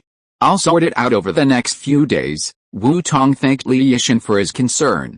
Teacher Li had truly considered everything she'd thought of and even considered.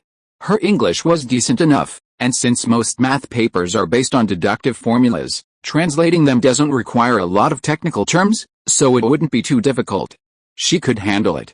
Why are you being so polite, teacher?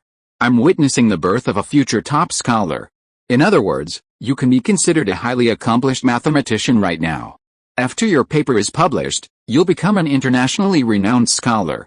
Having taught a student like you will be a real blessing. Who knows, I might even need you as my backer in the future. Li Yisheng's proud words made Wu Tong smile.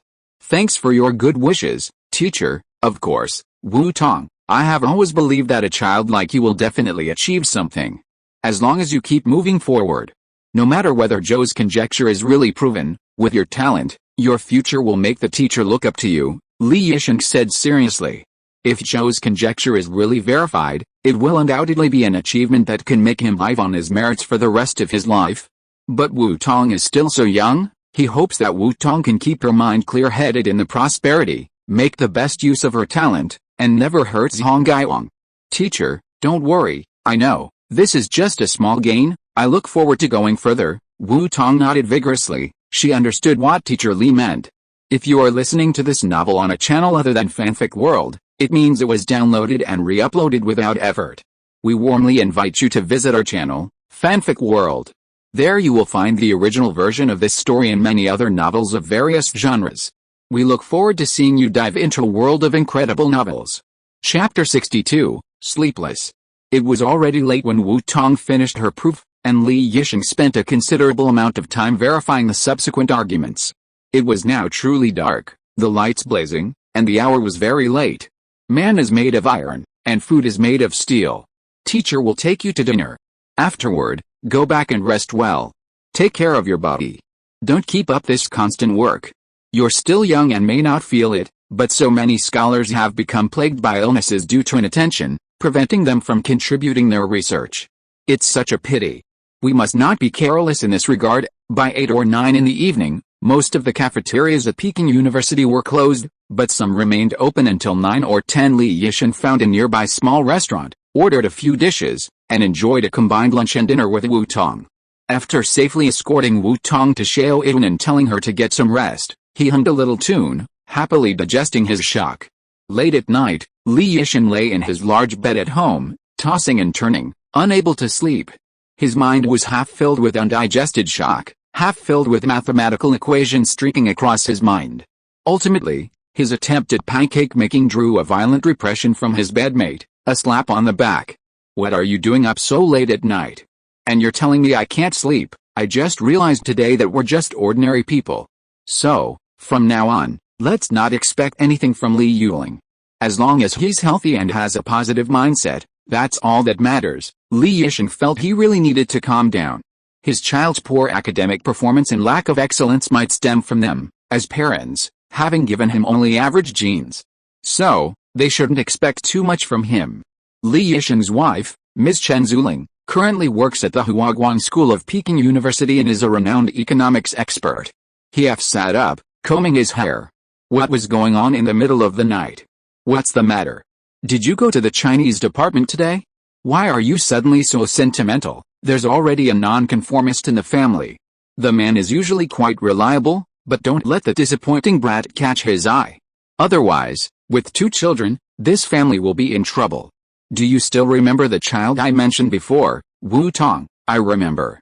He got first place in the CMO with a higher difficulty this year, and he also got full marks on the national team exam. Even if Li Yuling were to go back to school and retrain, I wouldn't dare to hope for such an achievement. Ms. Chen Zuling felt that she was already very Buddhist. Li Yuling's grades were hovering around the passing line, and his Chinese grades were even worse, but she didn't even bother to offend him. When Li Yuling was a child, she could still dream about this kind of child from other people's families, but now, she never even thought about it. This year, The admissions office was quite good and snatched him to their Peking University. Wu Tong proved Zhou's conjecture today. I verified the proof and found no errors. The unsolved mystery that has hung in the air for nearly 20 years may be solved by a 16-year-old girl. Compared to children like Wu Tong, we used to be a little proud. We are all ordinary people, so don't be too harsh on Li Yuling. Li Yisheng sighed and stated the facts. Zhou's conjecture? Proven. Chen Zuling was stunned. With a lover who was a mathematician, she knew all about conjectures. She remembered correctly that the Zhou conjecture was also something that Li Yisheng had ambitiously tried to solve, but ultimately failed. No surprise, it's proven. Li Yisheng nodded in confirmation. Oh my god, this world is crazy. There was another person in the room who couldn't sleep tonight. Proof of Zhou's conjecture on the distribution of Mersenne primes. Abstract. This paper studies the distribution of Mersenne primes and proves that 2N, reference is cited, the distribution of Mersenne primes. In the Shaoying dormitory of Peking University, Wu Tong's mind was at its peak. She turned on her computer and began editing her paper, using the formatting of papers and mathematics journals as a reference.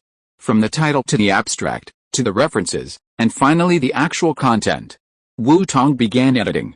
This paper only needed to cite one reference, so there was no need for a long, elaborate article. This was a relatively easy task, as simply looking up the references would have taken a considerable amount of time. Compared to the previous, arduous task of carefully considering the wording and formulas, Wu Tong's editing speed soared after she became accustomed to editing mathematical symbols in documents. Her deductions were deeply etched in her memory. Wu Tong didn't even bother to look at the draft paper, editing without a second thought. It took 2 days for Wu Tong to complete the first draft of her paper, including half a day to attend the closing ceremony of the first EMO national training team selection. The Chinese Mathematical Society sent a special representative to attend the closing ceremony, and team leaders from various provinces and cities also arrived one after another. At the closing ceremony, the directors of the Mathematical Society announced the names of those who would enter the second phase of intensive training and selection. In the auditorium usually used for lectures, except for a few who were sure of success, almost everyone present was nervous and held their breath as they listened to the announcement from the stage. First place, Wu Tong, with an average score of 126. Congratulations to Wu Tong, who once again achieved full marks in all 4 intensive training exams, ranking first and entering the second round of intensive training and selection. The team leaders of the Chinese Mathematical Society were delighted. This year, a good seedling has emerged. With such stable results, they can expect good results in this year's EMO. Warm applause rang out from the audience, which was an expression of admiration that everyone could not help but express.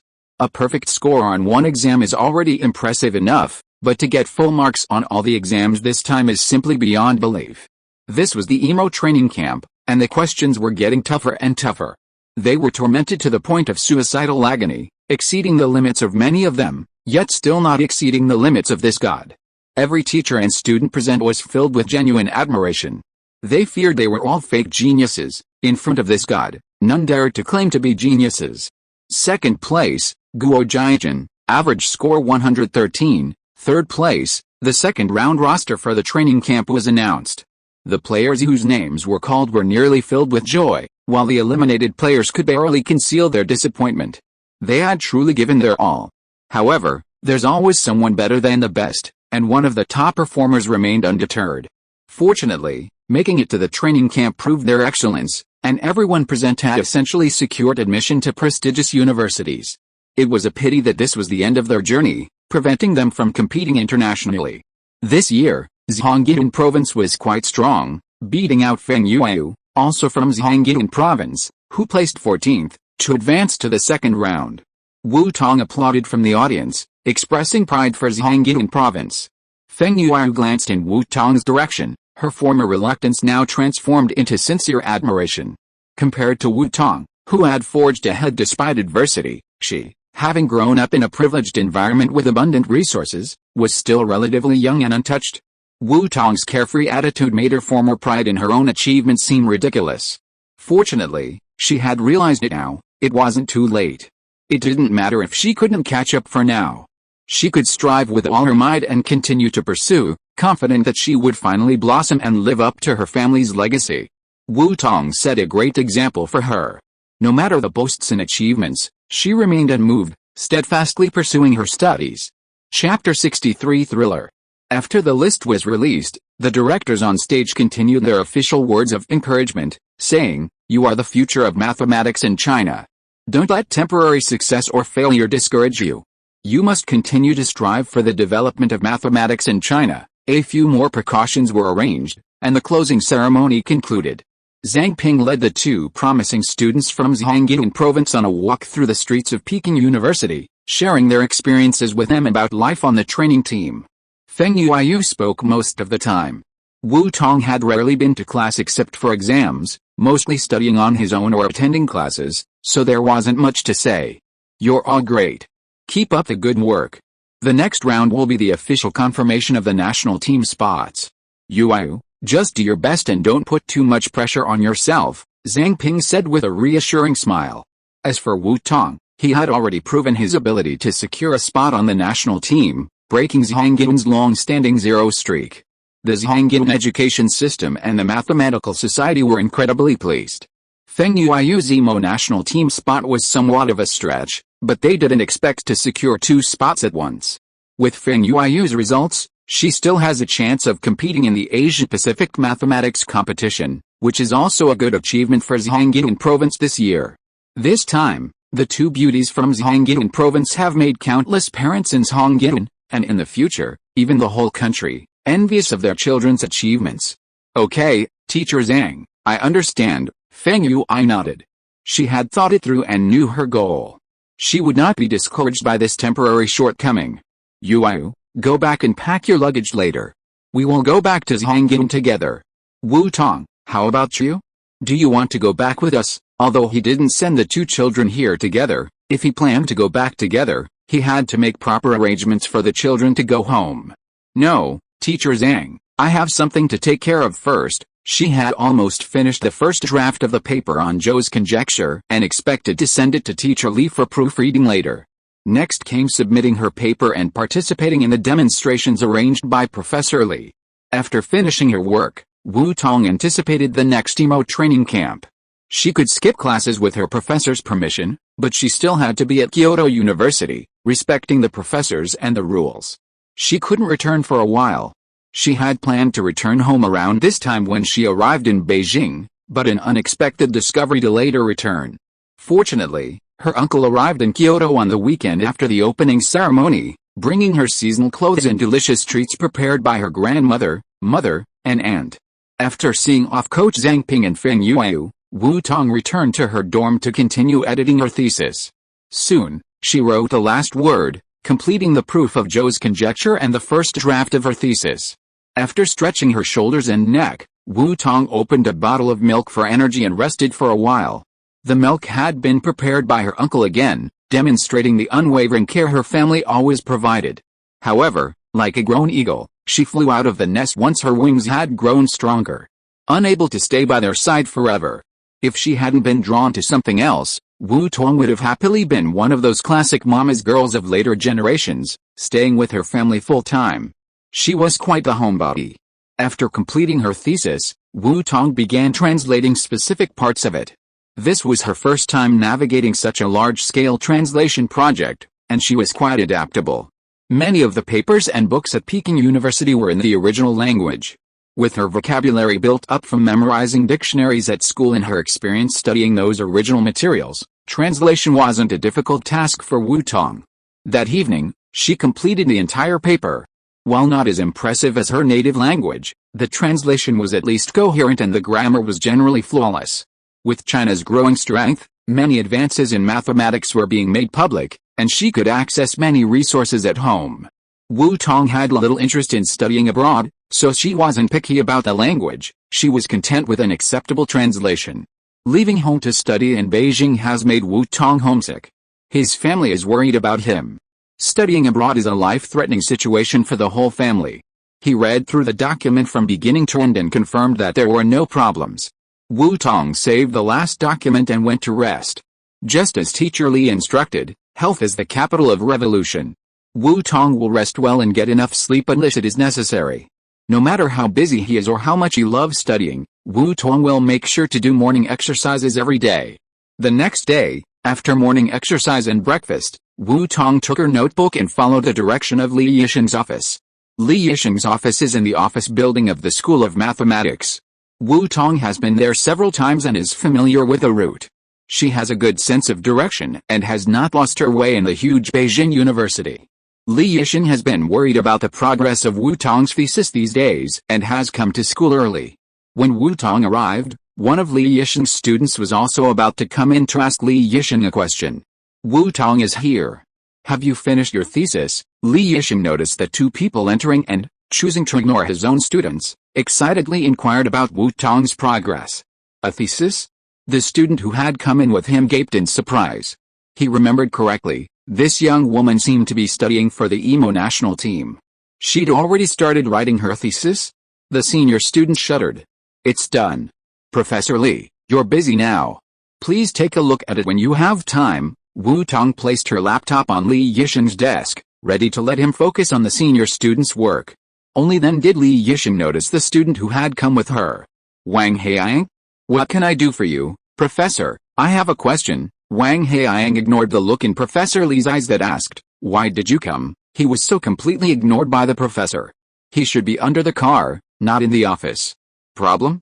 Wu Tong, are you okay? If you're okay, tell your senior student. Let me take a look at your thesis first. Li Yixing anxiously opened his laptop and made an arrangement. There was hardly anything that could stump Wu Tong with these university questions. Okay, Professor Li, Wu Tong nodded. Senior. Please show me the problem first so we can discuss it together. Wang Heiang silently handed over his notebook. Is this a linear algebra problem? Let's first write down the coefficient matrix corresponding to the quadratic form. A and B are similar, so the common characteristics of A and B, we get the eigenvalues of A and B are both 0.5. It's an orthogonal matrix. Wu Tong glanced at the problem, picked up the pen in her notebook, and began to explain as she wrote. Senior, do you understand? Wang Heiang watched as Wu Tong simply glanced at the problem and, almost without thinking, smoothly wrote out the solution. It felt like Wu Tong had solved this problem that had been puzzling him as a graduate student, as if she had cut through it with ease. Such speed really made Wang Heiang wonder if he had attended a fake university. I roughly understand, the girl explained it so clearly, explaining it to him from beginning to end. If he still didn't understand, he really could jump into Weiming Lake to avoid losing the pride of Peking University. Chapter 64, Proud. Wang Heiang didn't dare to speak. Initially, he was skeptical. This was a graduate student's paper, and Professor Li had asked a seemingly young woman to review it for him. Wasn't that a bit perfunctory? But before he could utter a word, the young woman slapped him in the face. Her level of understanding was so profound that he couldn't stop smiling. Her explanation was as thorough as a professor's, and even more patient and detailed. He felt like he'd wasted 4 or 5 years of study. When this genius gets to Peking University, he'll definitely be a big shot. Meanwhile, Li Yixing sighed, truly, outstanding people excel in everything. Wu Tong's first paper was already very well written and well translated. He couldn't find any major issues, only revising a few jargon-related phrases to make the writing more suitable for Western review. Problem solved, right? It's solved. Wang Heiang, you can go back first. Li Yixing didn't have time to assess the student's heartbreak. After sending Wang Heiang away, he called Wu Tong over and instructed him on how to log into the Annals of Mathematics submission website. Submit your paper to the Annals of Mathematics email address. Rest in my office for a moment. I'll go see Professor Zhou Wenping. Li Yixing connected his device, clicked print, and headed to the Kyoto University Center for Mathematical Research, carrying the still-warm manuscript of his paper. Professor Zhou Wenping, a leading figure in number theory and fluid mathematics, is a pillar of their School of Mathematics at Kyoto University, a Yangtze River scholar, and a highly sought-after candidate for academician in the coming years. As the deputy director of the Kyoto University Center and vice dean of their School of Mathematics, he has diligently laid the foundations of mathematics and established connections between the Doyon-Sager model and the macroscopic Erichsen-Leslie model. He has studied the relationships between a range of models at different levels and scales, developing a unified model capable of describing complex phases and dynamical behavior. He is a leading scholar in Chinese mathematics. Professor Zhou, Li Yixing knocked gently on the office door, then entered after a brief reminder. Yixing, please come in. How come you have time to visit me today? Zhou Wenping, who was working at his desk, smiled and stood up to greet Li Yishan. Li Yishan had been studying number theory for several years and had interacted with Professor Zhou quite a bit, so the two of them were quite familiar with each other. He led Li Yishan to the reception area. Just so happens, a student brought me some Mikian Longjing tea yesterday. Let's try some. Li Yishan was anxious, so he had no time for tea. He and Professor Zhou were no strangers. Professor Zhou was a semi-mentor to him in number theory. He said directly, "No, Professor Zhou, I have something to trouble you with. I have a student's paper in number theory that I need your help with." "You're not sure?" Zhou Wenping raised an eyebrow. Professor Li's number theory skills were not low. While it wasn't his main research area, he could still teach his students. What kind of paper could possibly be so difficult for him to review? "Yes, I'm not afraid of you laughing at me. This kid's number theory skills are probably even better than mine." Li Yishan handed the Chinese version of the paper to Zhou Wenping. "You'll see after you take a look." About the proof of Zhou's conjecture, Zhou Wenping frowned at the title and pushed up his glasses. "Yishan, are you kidding me?" Zhou Yishan told him that a student had figured out the Zhou conjecture, a world-class unsolved mystery, and he was showing it to him. What a joke. When had Li Yishan become so ridiculous? He couldn't believe that I, Li Yishan, figured it out on my own, let alone a student. Li Yishan smiled wryly. "Professor Zhou, please take a closer look. I witnessed it with my own eyes, proved it on the spot, and verified it myself. I can't find any logical errors or loopholes in the proof." Zhou Wenping couldn't help but be cautious after hearing this. Li Yishan was no joke, and his mathematical skills were undeniable. If he couldn't find any errors in his paper, he couldn't help but pay attention. Zhou Wenping suppressed his denial and began to review it carefully. Zhou Wenping couldn't raise his hand for a long time after seeing this. From the very beginning, he spontaneously pulled out a piece of scratch paper and pen to verify his calculations, not even bothering to greet Li Yishan. Li Yishan, however, calmed down now. He found a seat and carefully read the English version of the paper in his hand, savoring the brilliant reasoning and the mathematical beauty between the lines. Even though he had already verified it once, he couldn't help but want to read it again. This kind of proof is a mathematician's pleasure. After a long while, Zhou Wenping breathed a long and refreshing sigh, his spirits lifted, and he clapped his hands in admiration. "Wonderful, perfect and rigorous, such a wonderful proof method. This kid's mathematical foundation is really too solid, and his thinking logic is so strong." A difficult problem that has been hanging in the air for nearly 20 years has been solved by our Kyoto University kid. I am so proud. The future of our Kyoto University really depends on these young kids. Is this kid your doctoral student? This paper is enough for him to graduate early. Has the manuscript been submitted? It must be in one of the 4 major journals. When will the defense be arranged? Remember to notify me. Yishan, you have trained a top talent for our Kyoto University, and the school should thank you. Is this kid willing to stay in school after graduation? Let me recommend him to our Center for Mathematical Research. Before Li Yishan could say anything, he listened to Professor Zhou Wenping's continuous sighs, and he couldn't interrupt. Zhou Wenping paused, then smiled helplessly and said, "Professor Zhou, I'm afraid your recommendation won't be useful to this kid yet." "Why? This kid wants to study abroad? No problem, right? Princeton, Stanford, MIT? I'll write a letter of recommendation for any prestigious school he wants to go to. Those schools will probably be eager to invite our kid over. If our Peking University kid goes there, it will be a source of pride for those schools." Zhou Wenping was filled with pride. Although many of the talented people sent abroad find it difficult to return to China, they shine on the international stage, and their origins are still Chinese. If any of them return, they'll be even more welcome. Li Yishan held his forehead and said, "My Professor Zhou, please let me finish what I want to say. Don't get me wrong, this child has no plans to study abroad. She is definitely going to study at Peking University. But, I am ashamed to say this. This child cannot be considered my formal student, and I am not ashamed to be this child's teacher.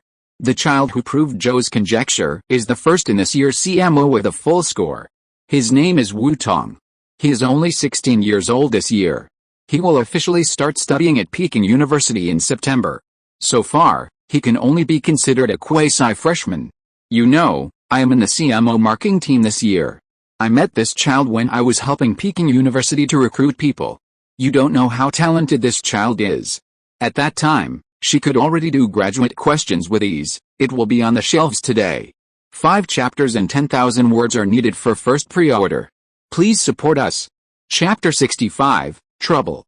This child was born in a small county in the Central Plains with poor educational resources and a lack of textbooks, but she has come this far, which really shocked me. I admired her talent at the time, so I sent her some textbooks and materials that she lacked, and she called me teacher. If nothing unexpected happened, she would have been officially enrolled in school, and I might have been shameless enough to rush to be one of her instructors. However, this child's growth rate has obviously exceeded all of our expectations. I think it is a waste of her talent and time for her to repeat those basic college entrance examination questions in a small county high school, so I invited her to come to Peking University to study in advance. This child's desire to learn really makes me, as a teacher, feel ashamed. She especially cherished the opportunity and came to Peking University immediately after the Chinese New Year. After that, she went to the dormitory, restaurant, and library without wasting any time. She was either studying or on the way to study. With the resources provided by Peking University, she made progress at a speed that made me look up to her. A few days ago, I felt the emo national team training was a waste of time for her, so I didn't let her follow the class schedule. She went to the physics department to take classes, and I was worried she'd strayed, but who would have thought she'd suddenly return to the mathematics department and, right there in my class, begin proving Joe's conjecture. Your initial mood mirrored mine, and it was this child's undivided attention, her oblivious state, that kept me on the sidelines, then began to verify it. Shocked beyond belief, I immediately brought the paper to you for your review as soon as it was finished, fearing any omissions in my verification. Li Yisheng sighed heartfeltly. I thought I had high hopes for this child, but I still haven't seen the limit.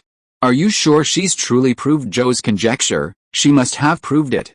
I may not have been able to produce the proof, but I certainly have the ability to verify it, Zhou Wenping exclaimed. Heroes have always emerged from youth. A strong youth makes a strong nation. Peking University deserves a great honor from the admissions office this year for securing this child's admission. You are too modest. Some of Professor Zhou's achievements are no less than Zhou's conjecture. I suggest that this child submit the paper to ANMath, Annals of Mathematics. If you are sure there is no problem, please use your connections there to help this child's paper jump the queue and speed up the review process. You know how arrogant these top journals are. According to the normal process, it is too slow. The child is too young, and it is very likely that the review editor will reject the paper without even reading it. Okay, I'll arrange it. Our Peking University kid has such a great achievement, and we can't let foreigners bully us. Zhou Wenping immediately nodded in agreement without any ambiguity. With such a proud achievement, he was more than happy to help the student. This was his honor. Besides, this child comes from an ordinary family. I was originally thinking of asking you to make a judgment and arrange a demonstration for her with the leaders of our School of Mathematics to help her win some special awards from Peking University. I'll arrange the awards with the dean, so you don't have to worry. The rewards for publishing in a top journal, the rewards for proving a special conjecture, these are all what this child deserves. Peking University is never stingy with student rewards. A demonstration? No need for a demonstration. Concluding that Zhou's conjecture had indeed been proven, he did have the ability. Let's just arrange a small academic conference at the university. This child deserves it. Once the paper was published, it would be a conference for the whole world. Zhou Yongping was very attracted to such an outstanding talent and wanted to take her in as a student, but he was afraid of delaying the child. The child's achievements in number theory were already comparable to his own, and on this basis, he had no more guidance to give her. Zhou Yongping felt that he somewhat understood Li Yisheng's mentality. Who wouldn't want a student like this? But being unable to guide this child, being a mere teacher in name only, a useless figurehead, a mere figurehead, a useless figurehead, leaving people with nothing to talk about.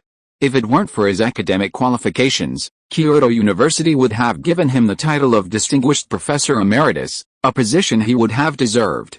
This child's talent in number theory is dazzling. Will she continue to pursue this field? Mathematics has become so vast and diverse that researchers generally choose a primary research direction. Wu Tong has already made such a good start in number theory, achieving such outstanding results. It would be a shame not to continue this research. Li Yisheng burst out laughing, remembering Wu Tong's words. Do you know what the kid said about proving Joe's conjecture? She said she was originally curious about the twin prime conjecture, and a sudden inspiration struck her. It seemed like she'd casually spent 7 hours proving it, and she thought she'd taken a lot of time. 7 hours, ho ha ho ha. Youth is truly full of vigor and ambition, something we older people can't compare to. Kyoto University and the country have such outstanding children, their future is bright. Zhou Yongping couldn't help but laugh too. Sure enough, they were still kids. The twin prime conjecture was a brilliant research direction.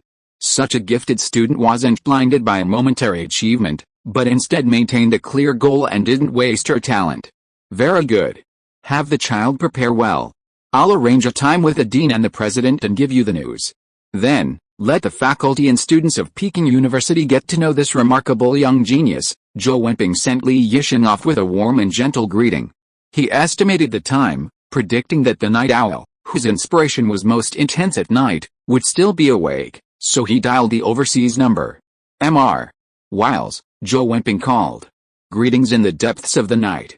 I'm Zhou Wenping, Andrew Wiles, the prover of Fermat's last theorem, a Nobel Prize winner in mathematics, a recipient of the Fields Medal, and the head of Princeton University's mathematics department, was a world-leading figure in number theory. He had once visited Peking University. In his presence, he was a junior. Oh, Joe, you are still stuck in the pitiful morning working hours over there. You can't experience the beauty of the night for the time being. Andrew Wiles' tone was full of joking intonations.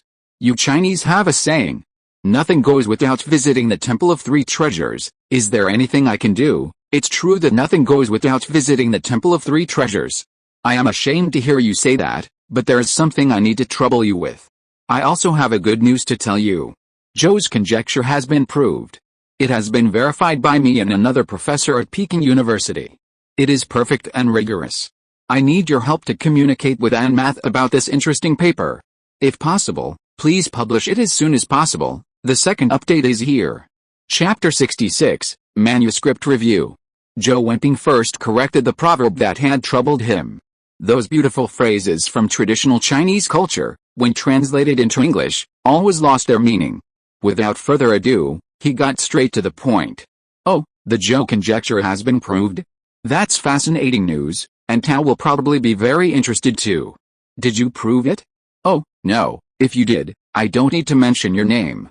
And that includes your students. Zhou Wenping also holds considerable international renown, and his manuscript should be treated with care and given priority by the annals of mathematics. The pride of a top journal also depends on the kind of people it appears to be in front of. Yes, it wasn't me, but a very talented 16-year-old girl, a Chinese national, a student at Peking University this year. Zhou Wenping expressed no regrets. It wasn't him who proved it.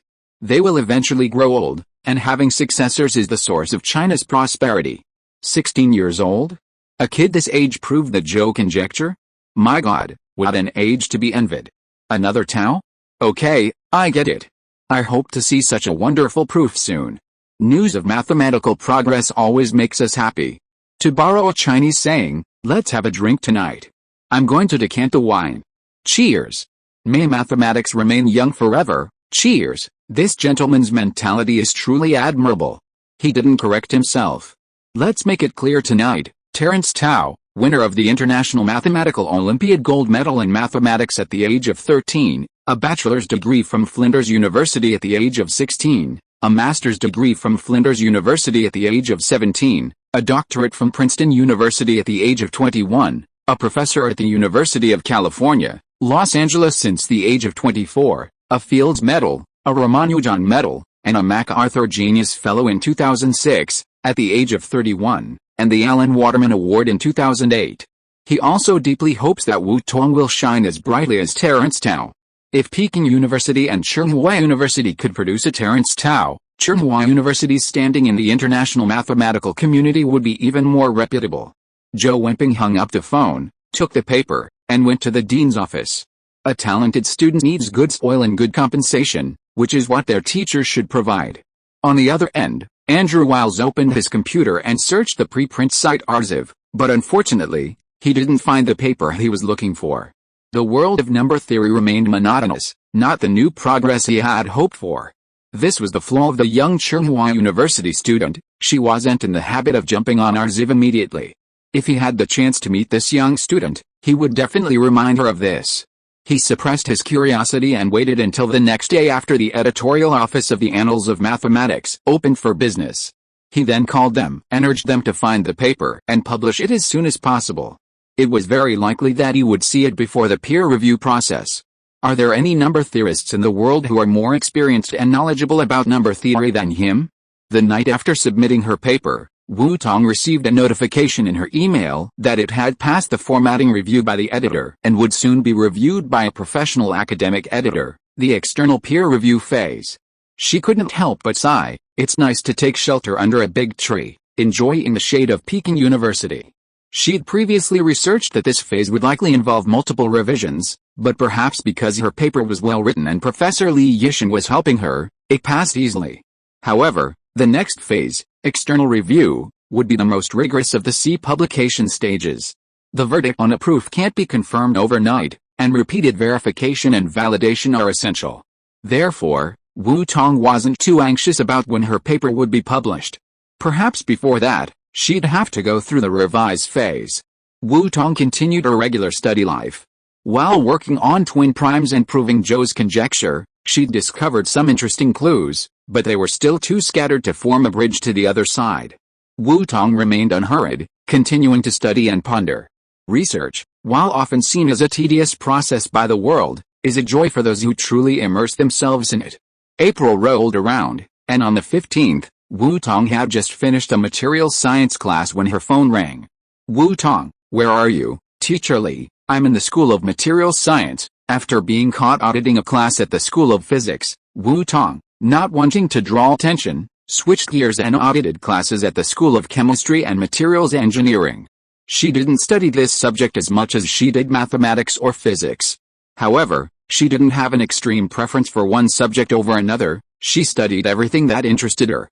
These two fields, especially materials science and engineering, were more application-oriented. Her original plan was to spend some time accumulating theoretical knowledge, then explore applications later. However, after completing Zhou's proof, the Enlightenment steel gained strength, giving her the ability to judge right and wrong. Wu Tong immediately thought of experimental applications. She borrowed university textbooks on chemistry, materials science, and engineering from the library and began to slowly delve into them. Having had some free time these past 2 days, she'd started attending classes at the college. She studied on her own, building on her own understanding and combining it with the teacher's explanations, which undoubtedly yielded better results. You went to the School of Materials Science to attend another class. Li Yishan was at a loss for words. They were all so busy, anxiously awaiting news from the Annals of Mathematics, yet Wu Tong, the person in question, had calmly and confidently gone to the School of Materials Science to attend a class. Could she be a genius? Her interests were truly diverse. She'd been attending classes at the physics school, and now she was getting into materials science. Check your email. I think the Annals of Mathematics editors should have an update soon. Come to my office, okay, Professor Li. Wu Tong was familiar with Li Yishan's office, and she hurried over with ease. On the way there, Wu Tong opened her email and checked the status. She'd skipped the revised section, and the submission status had changed to completed, accepted. There was also a letter from the editor, Ms. Wu Tong. Hello, your manuscript has passed the review of the Annals of Mathematics and is eligible for inclusion in the journal. We plan to submit your manuscript. Please, after briefly reviewing her assigned tasks, Wu Tong put away her phone and entered Li Yishan's office. Upon entering, Wu Tong discovered that Li Yishan wasn't the only one in the office. There were also several people she didn't recognize, but their demeanor and presence clearly made them more than just ordinary people. Was Teacher Li entertaining guests? She seemed to have arrived at the wrong time. Here's chapter 3, and 2 more chapters will be added later. Shang is hard at work typing. Chapter 67 Report. As soon as Wu Tong entered the office, Li Yishan couldn't help but smile. He spoke excitedly and quickly. Congratulations, Wu Tong, your paper has been accepted. The Annals of Mathematics has adjusted its publication order for you, and your paper will be published early next month. One of your reviewers, Mr. Andrew Wiles, called Professor Zhou last night and praised your paper highly, giving it a very high evaluation. That was Andrew Wiles, a Fields medalist and a world-leading scholar, a figure most people could only admire from afar. He was thrilled just to speak with him, having become this kid's reviewer. Another reviewer should be Terence Tao, a top Chinese scholar. He also gave high praise in his Facebook post today. I witnessed new progress in number theory today and am delighted to have Zhou's conjecture proved. Let's look forward to the next issue of the Annals of Mathematics. It's like I'm witnessing the newest Fields medalist winner. These seniors are overly kind. She had read about these experts in her own research, and compared to them, she was just a novice.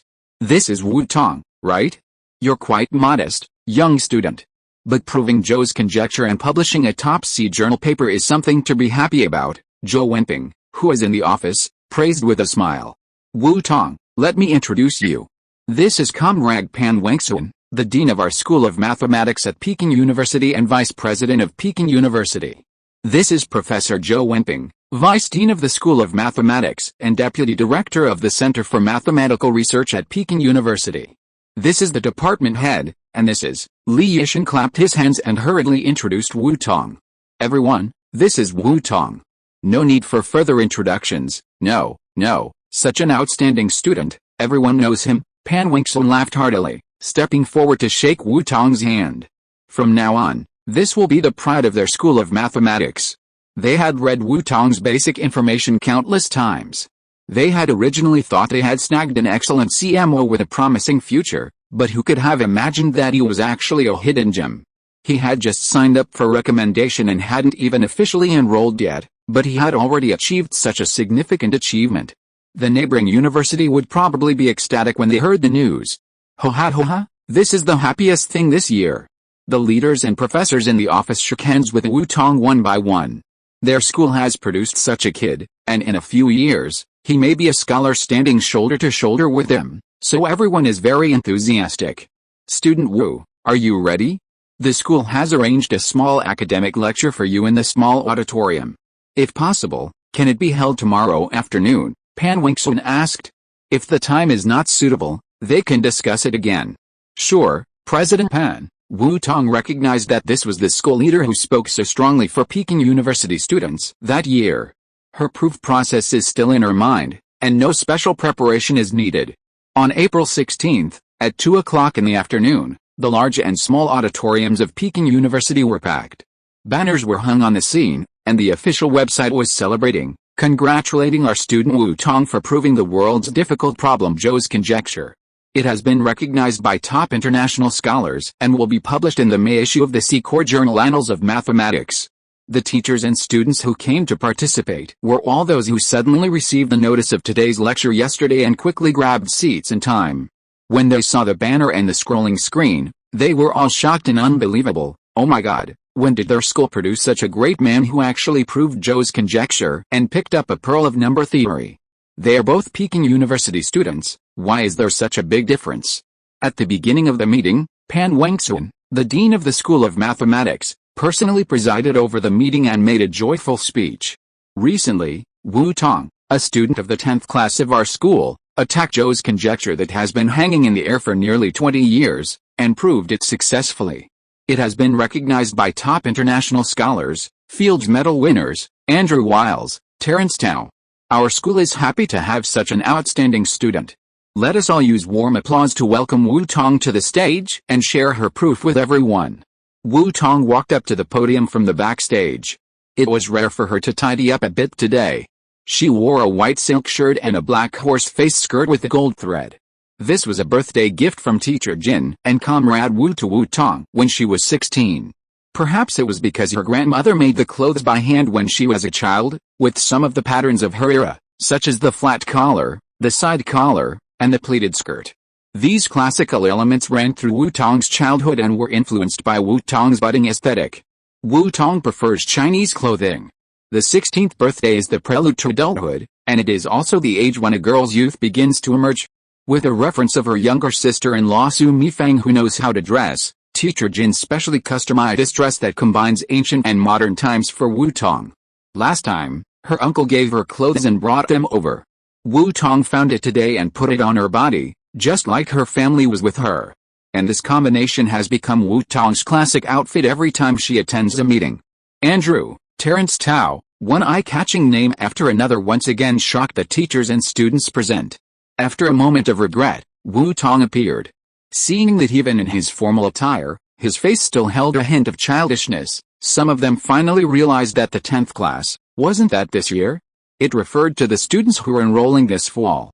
Hadn't that class yet enrolled? The college entrance exam hadn't even begun yet. This was. The eagle-eyed physics students who had been beaten by Wu Tong's class had already recognized it. Wasn't it the future junior high school girl, Tisk, the school? They're trying to embellish themselves. The junior high school girl hadn't even officially enrolled yet, and they were bringing up the 10th class, forcing a connection to her. Logically, they should have despised the school's shameless behavior. However, this was a world-class problem, a major achievement in proving Zhou's conjecture.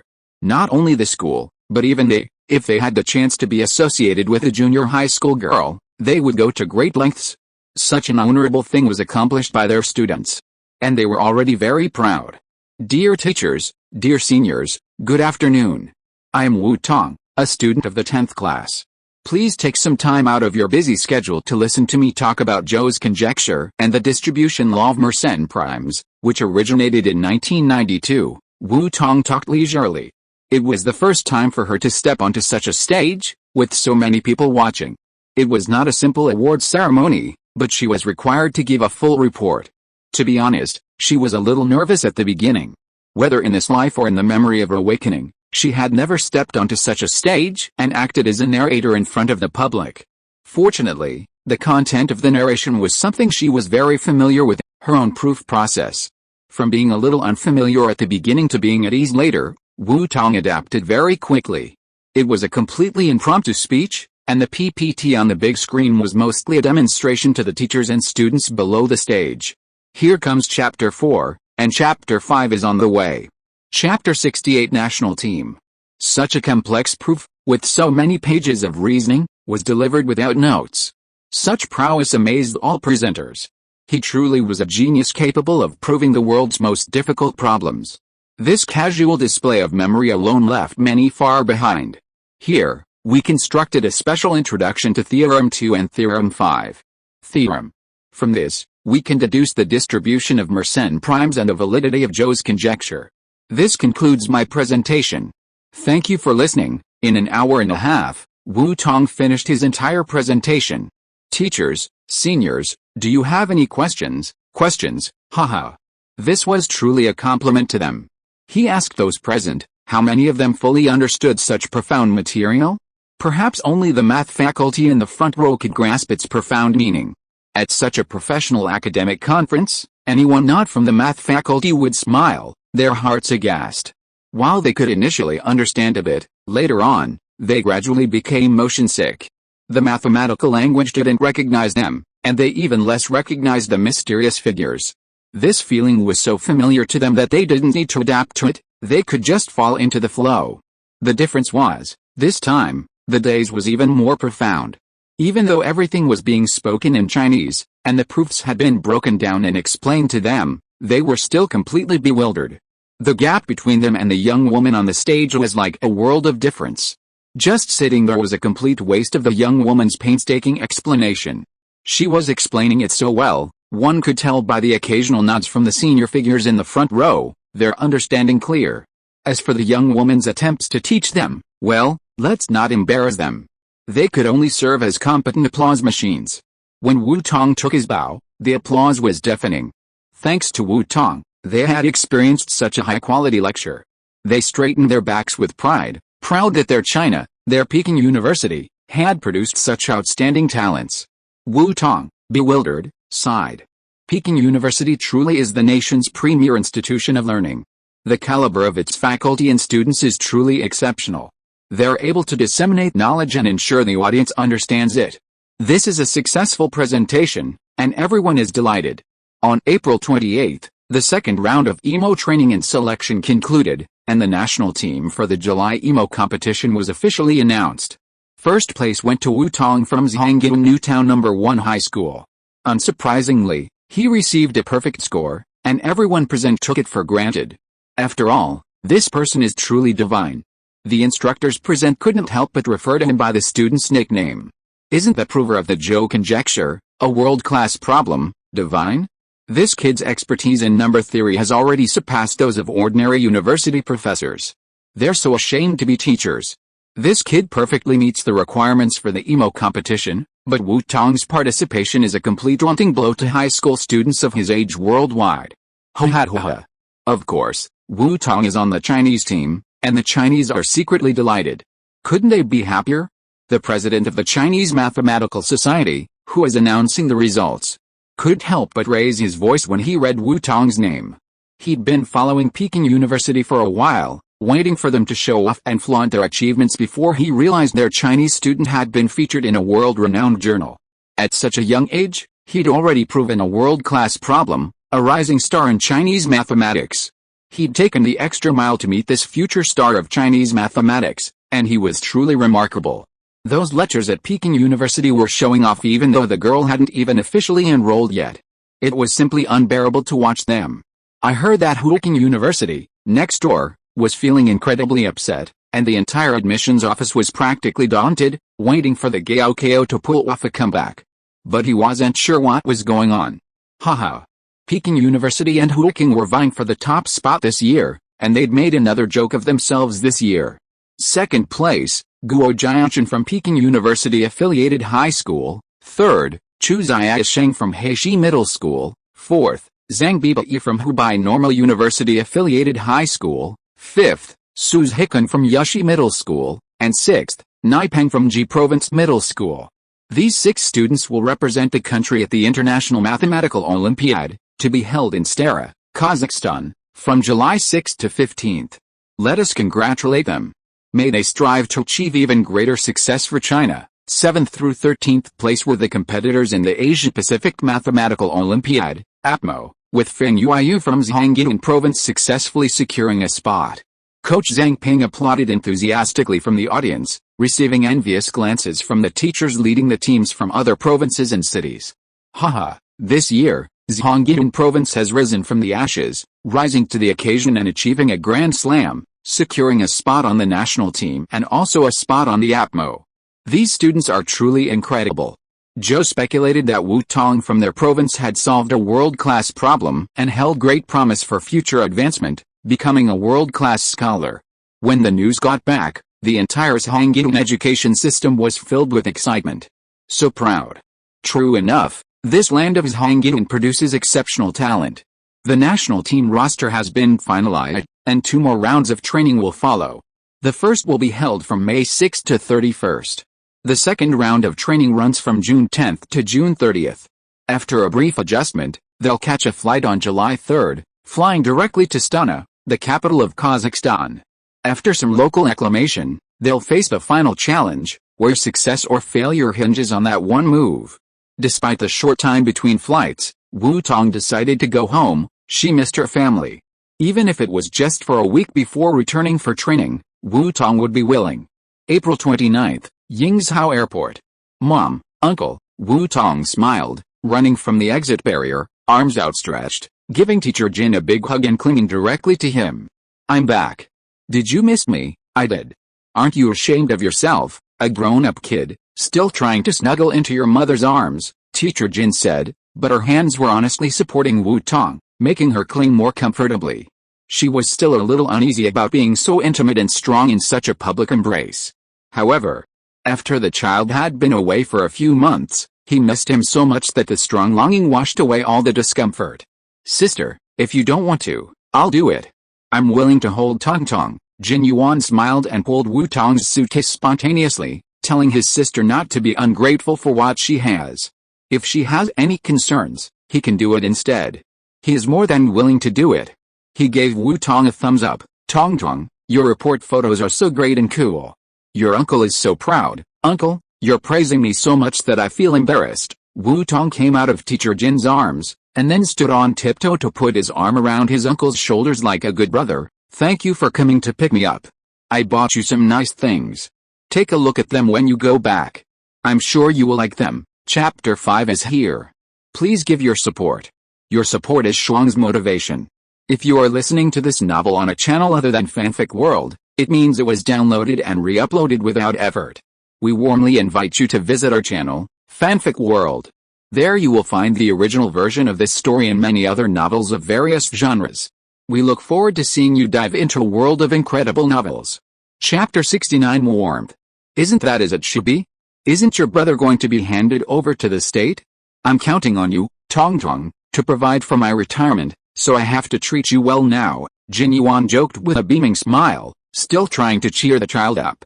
Oh, so, then I'll have to collect my bonus and make a lot of money. Chatting and laughing, the three of them got on the car and drove home. Even the distance couldn't dampen the urge to go home. No matter how long the journey, returning home was a joy. Wu Jingzhong rushed to the Jin's house after work. He had work tied him up today and couldn't pick up his daughter right away. It had been the first time the child had been away from them for so long, and they were almost pining for her. The sound of a car pulling up at the door was heard, and the people who stayed behind rushed out to greet them. Grandpa, Grandma, Dad, Auntie, Wu Tong jumped out of the car and called out joyfully. Even if they talked and video chatted frequently, the feeling of meeting in person was different. It was like when technology advanced to the point where avatars could be created, the real thing was still real. Finally, you're back. Are you hungry? Are you tired? Dinner's ready, and the room's all tidied. At that moment, everyone else stepped aside. Wu Tong was the real star. After taking a shower and changing into loose, casual clothes, Wu Tong went downstairs, scissors in hand, calling out, Dad, can you give me a haircut? Since arriving at Peking University, she'd been constantly busy, and her hair had grown long without her noticing. With the weather about to get hot, she decided to cut it short and thin it out to keep it cool. Wu Tong used to love long hair, letting it reach almost waist length.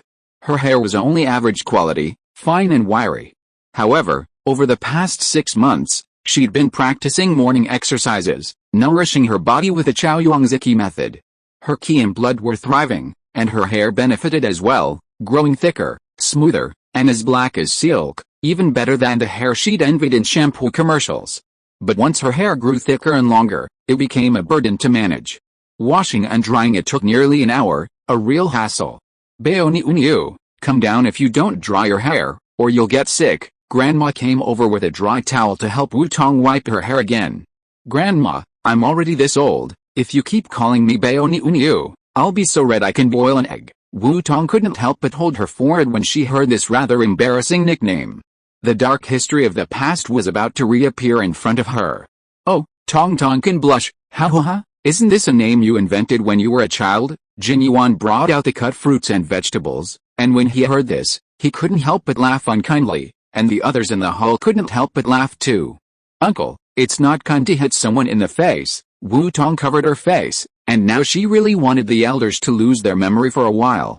When she was a child, she was very good at pampering herself and spoke early. She was the little bully in her grandma's house, and the whole family obeyed her. Her family members affectionately called her Niu.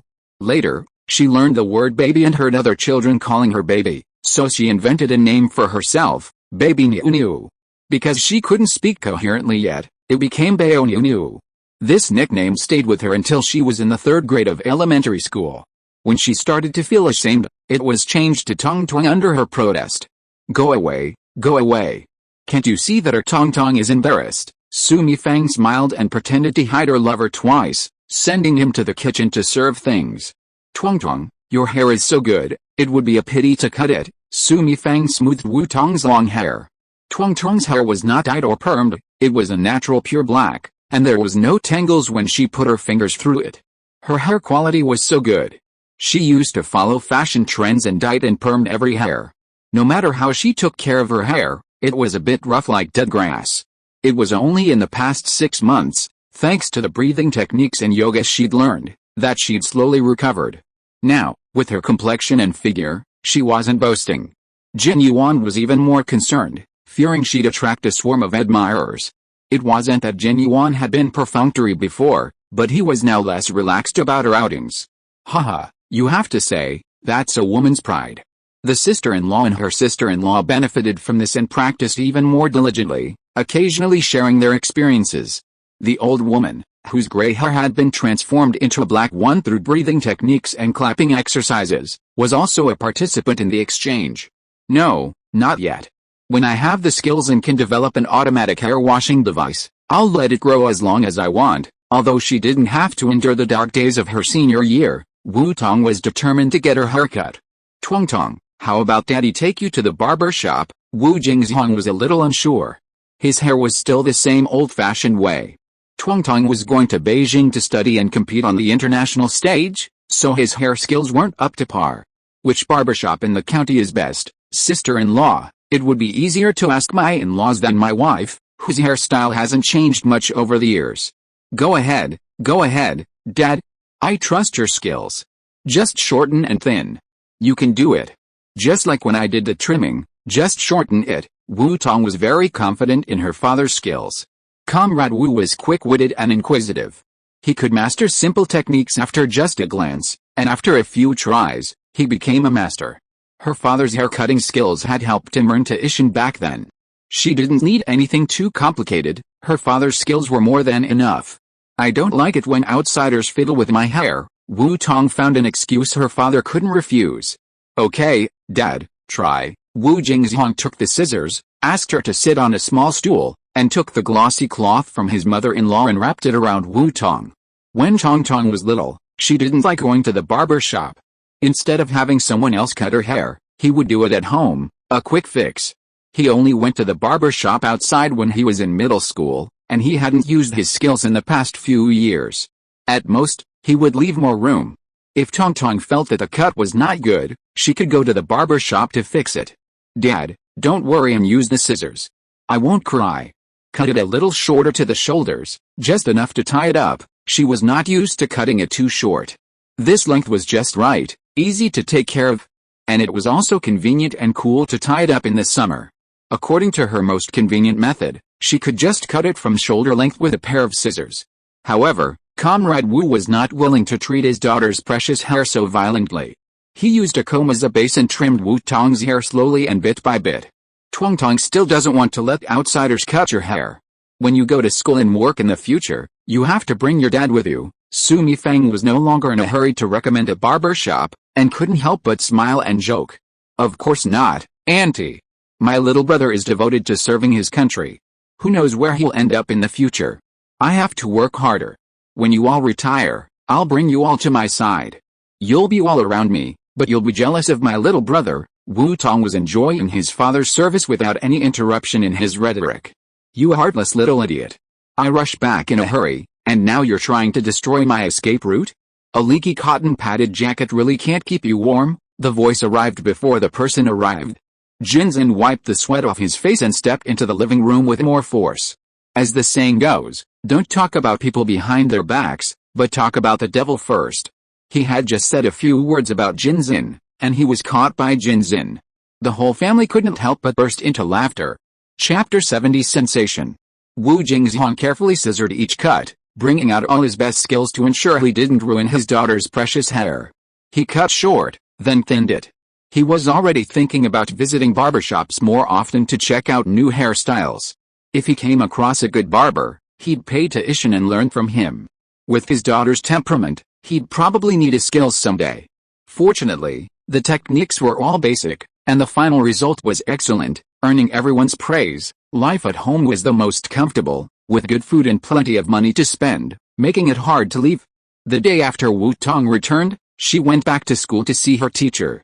She hadn't entered the classroom, disrupting the class's efforts. The countdown to the Gaokao, National College Entrance Examination, was underway, but with only a month left, they would enter the final battleground that would determine their fate. Their last breath was crucial. On May 5th, with a mixture of reluctance to leave and the satisfaction of returning to see their family, Wu Tong boarded another flight to Beijing. While Wu Tong was busy urging her family to cherish their time together, she didn't realize her name had already been all over the internet. Yesterday, May 4th, at 1 p.m. Chinese time, midnight U.S. time, the latest edition of the Annals of Mathematics was released. This issue surprisingly featured a cover model, and it was a Chinese girl, shocking everyone who followed top publications around the world. Then, as they took a closer look, they saw at the top of the cover, when 2cap, 2n, p. What was this? The form of Joe's proof. This is a groundbreaking proof method that brings us one step closer to the truth about prime numbers. We have a theorem constraining the distribution of Mersenne primes, limiting it to visible range. Let me proudly introduce to the world a 16-year-old genius, a pearl from the East, Andrew Wiles. Mathematics is getting younger. I seem to be witnessing the change in the youngest Fields Medal winner, Terence Tao. Slow down. Everyone who saw it was stunned. Joe's conjecture proved. Prime numbers now have a theorem constraining their range? A 16-year-old genius from the East? Are they still asleep? The sun rises in the West? Joe's conjecture proved by this Chinese girl? This world is crazy. Kyoto University had previously deliberately suppressed the news, but the publication of a new issue of the Annals of Mathematics solidified it completely. Kyoto University spread the news, and after a day and a night of ferment, it caused a sensation in the mathematical community and major media outlets at home and abroad.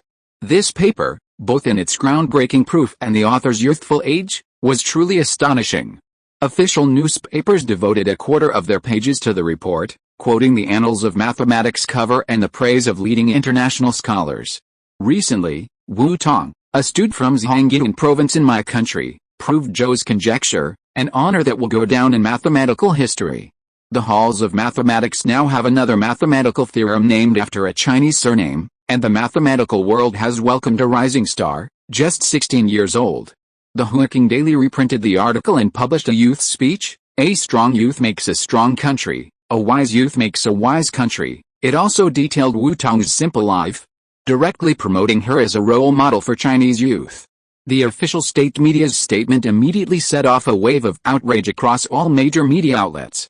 Compared to the official solemnity, the major online media outlets were more relaxed, collectively exclaiming in shock, "Shocking!" A 16-year-old high school student solved a worldwide mystery in a matter of hours, proving Joe's conjecture, a problem that has baffled the world for nearly 2 decades, was actually solved by her. The genius academic genius returns. The Weibo discussion forums of major media outlets were completely overwhelmed, with netizens flooding with shocking comments. Study for China's rise. China's future lies in its youth. Talented young people help strengthen the nation. Other 16-year-olds achieved perfect scores in the CMO, taught the EMO training camp, and made the EMO national team, proving world-class conjectures. At 16, I was a naive fool, scrolling through Weibo, reading other people's reports, and unable to solve high school homework problems. Genius academic genius, look at me, absorb some of my spirit, and increase your wisdom. The academic genius is so awesome. When Nuwa created humans, she meticulously crafted them. The clay dots that made up the numbers can only exclaim, how can the gap between us be so huge? My mother asked me why I was kneeling, trembling, afraid to call her to see other people's children. Wu Tong had already turned off her phone before leaving. This time, she was already familiar with the route from the airport. Wu Tong's original intention was to take a taxi to Beijing University on her own, and she didn't need anyone to pick her up. It wasn't because she was in a hurry or because she was unfamiliar with the place. She could do it on her own. However, Wu Tong's flight was fixed, and there was only one direct flight from Yingzhou Airport to Beijing. When she arrived, Teacher Li was already waiting at the airport. Don't think of it as a bother. I'm here to pick you up. There are so many people in the school who are competing for it. I know you better, so it's my turn. Li Yisheng smiled and joked before explaining why he had to come to pick Wu Tong up. The Annals of Mathematics was published yesterday, and the electronic version will be available the same day. Your proof was featured front and center.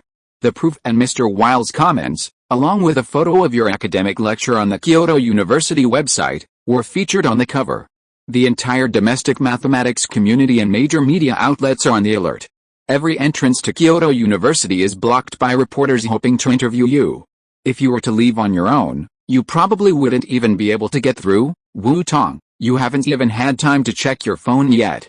I'm sure it's going to explode if you turn it on. As expected, Wu Tong's phone froze instantly as soon as she turned it on, a virtual explosion. She had to shut it off and restart it several times before it finally worked properly. And that's because, ever since she fell in love with studying, she's completely cut off her phone. Unless it was something special, Wu Tong never opened apps like Weibo, or else her phone would be ruined. She casually gathered her short hair that was cut on her shoulders. Well, she hadn't expected that it would cause such a sensation. She thought that mathematics was a lonely subject and few people paid attention to mathematical problems.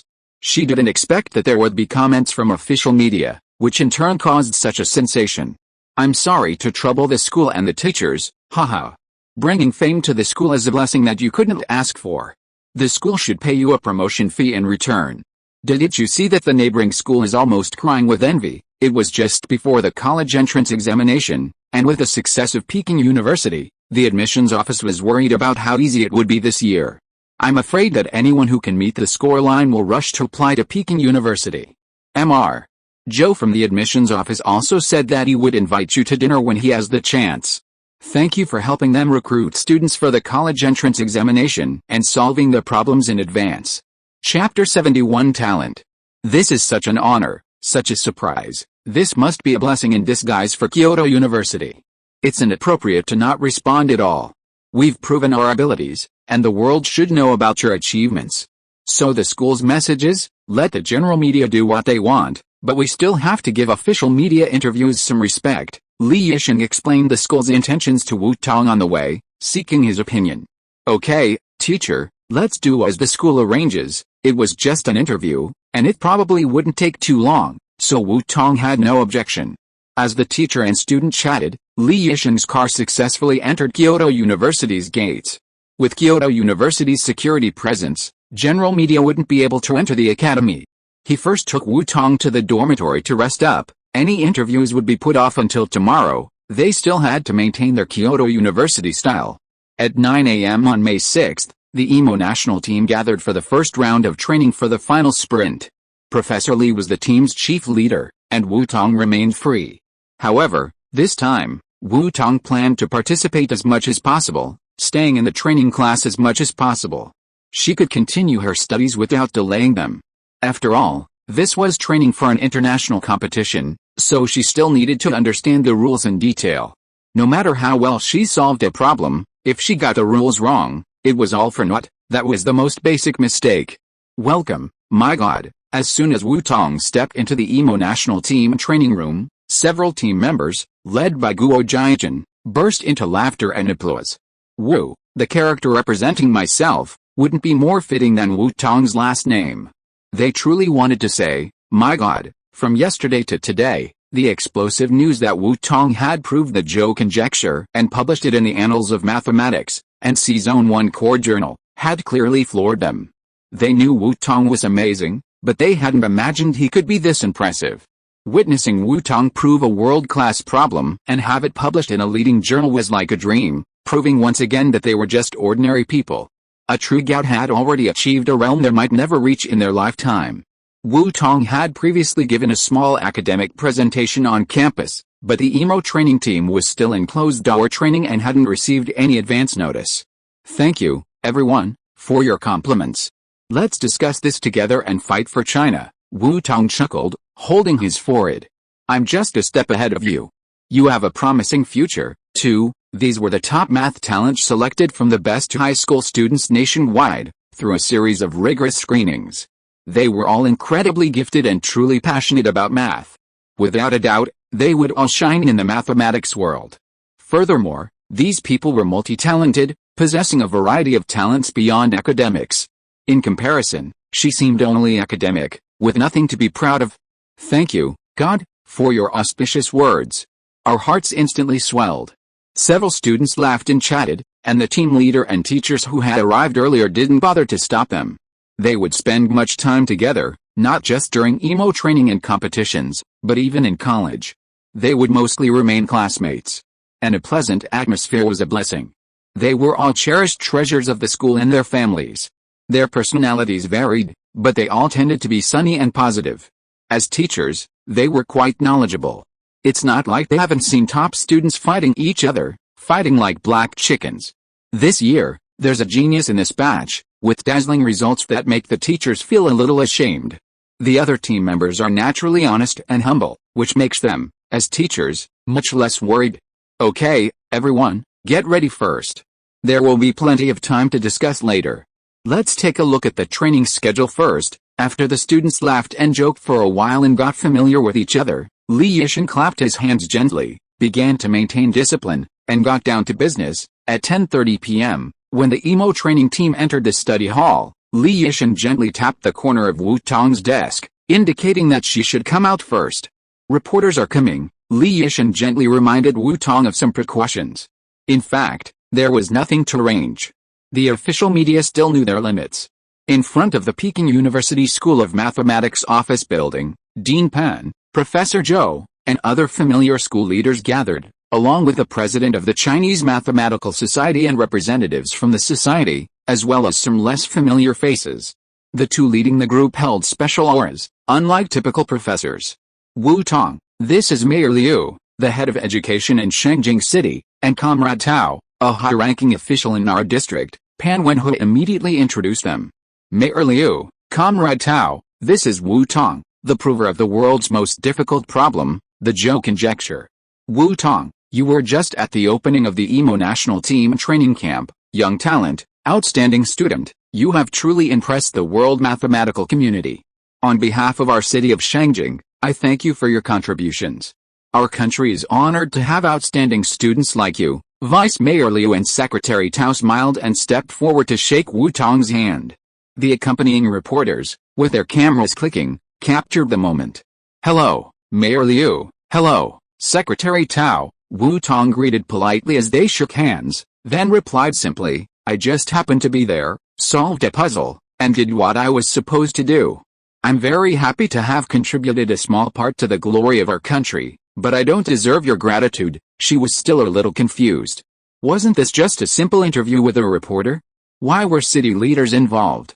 While Zhou's conjecture hadn't been solved in nearly 20 years, that didn't mean no one could solve it. It's just that many of the world's top experts had different research directions and hadn't taken the plunge.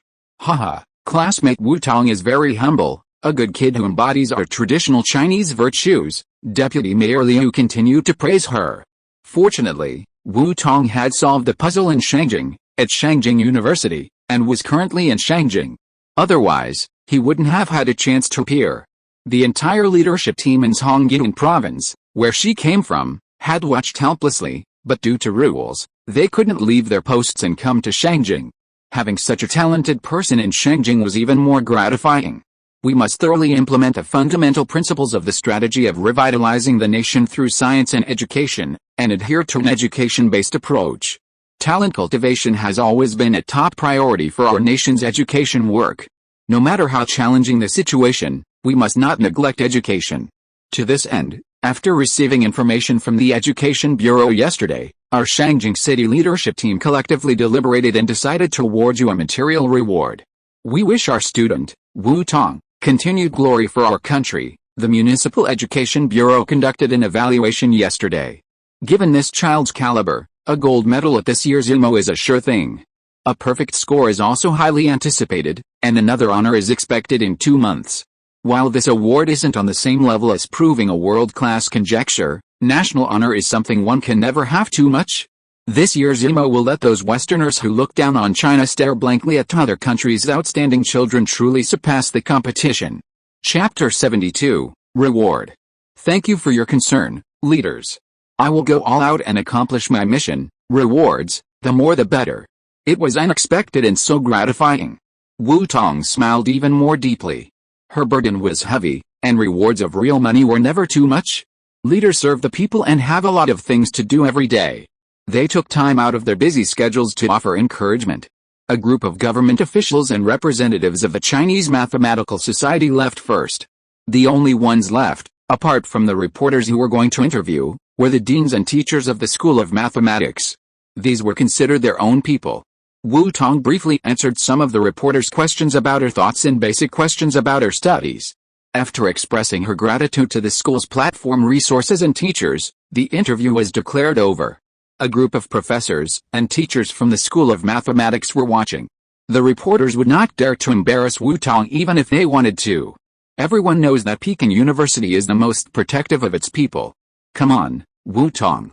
We've sent everyone away. Let's go to the office and talk. Pan Wenhui greeted Wu Tong with a smile. It was quite unexpected that someone from the city came today, but fortunately, it wasn't a gimmick. The official newspapers personally reported on Wu Tong's achievements, and the China Youth Daily directly promoted him as a role model. It's no surprise that this has caused a stir in the city and district governments. The city is quite generous. They've given you 3 household registration quotas. Your household registration can be directly transferred to Shanghai, and your parents can also transfer their household registration if they wish. Knowing Wu Tong's family situation, the city must have considered transferring Wu Tong's parents to Shanghai, considering they were able to raise such an outstanding child. Hey! Wu Tong is only 16 years old, and he's already achieved such success. Not to mention his future, he's already on the same page as a top scholar. A few household registration quotas can secure such a top talent a permanent residence in Shanghai. What a bargain! This plan will likely be implemented immediately if Wu Tong achieves any more impressive results. Truly top talent is always highly sought after. Other options like interest-free talent loans and low-interest mortgages are available. If you're looking to settle down in Beijing and purchase property, you can look into them. The city is generous, offering a 500,000 yuan reward, and the school has made arrangements for that. Would you like to know what the school's reward is? Facing Wu Tong, the usually serious Pan Wenho now resembled a kindly grandfather. However, the other leaders and teachers present in the office weren't surprised. After all, they likely wouldn't outperform the dean, if not even as well. Who wouldn't be overjoyed to have a child like Wu Tong? No matter how much, I have to thank the school first. My achievements are only possible because of their generosity, allowing me to study early and utilize their resources. Wu Tong's gratitude was sincere. Even if she had some talent, without resources, it would be in vain. Forget finding materials outside, such rich and comprehensive teaching materials simply couldn't be found outside. The cost of sourcing such resources was beyond the reach of a poor student from an ordinary family like her. The school is proud to have a student like you. Children who know how to be grateful always make people happy and heartwarming. You still have to get the rewards you deserve and set an example for your seniors. You, a junior sister, are so outstanding, how dare they slack off? The school's award rules are based on the journal's impact factor. But in our school of mathematics, the impact factor of the top journals is only in the single digits, which is too disadvantageous. Your demonstration results cannot be judged by ordinary standards. After consultation with the school leaders at the meeting, the school decided to award you a 1 million talent award. Pan Wenhui smiled and jokingly added, the bonus is after tax, 1 million, another 1 million. Wu Tong blinked in surprise. The second 1 million, Peking University is so rich.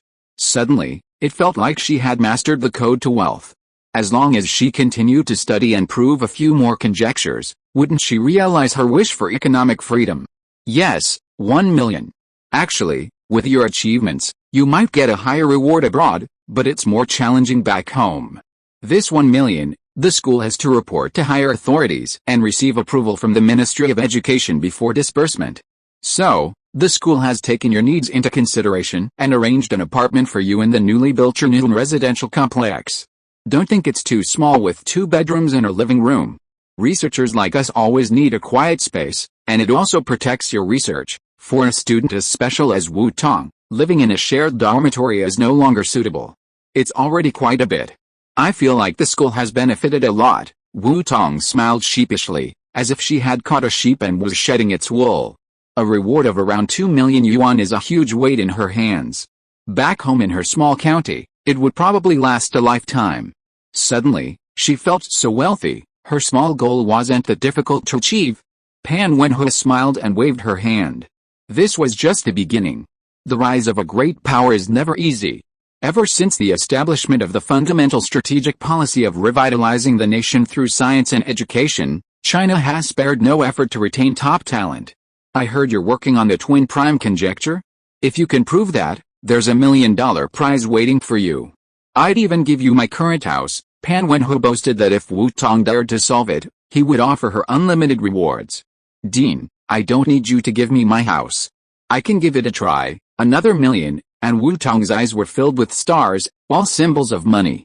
It wasn't her fault she wasn't very ambitious. The school simply gave her too much. Solve conjectures, earn rewards, profit from the school, and bring glory to the country. How shabby. Haha, our little genius is still a little money grubber. Dean, you've lived in that house for years, and your child doesn't even care about it? Professor Zhou teased Wu Tong with a smile, taking a dig at his old boss. This quip set off a heated argument in the conference room, and the directors and professors in the office immediately erupted in a barrage of chatter. I've solved a world-class problem, and I'm tempted to. You kid, Professor Joe. You're being disingenuous. Yes, yes, Dean, be prepared for the prize money. I want to tackle this world-class problem, too, haha. If you dare to solve it, I'll take care of the prize money.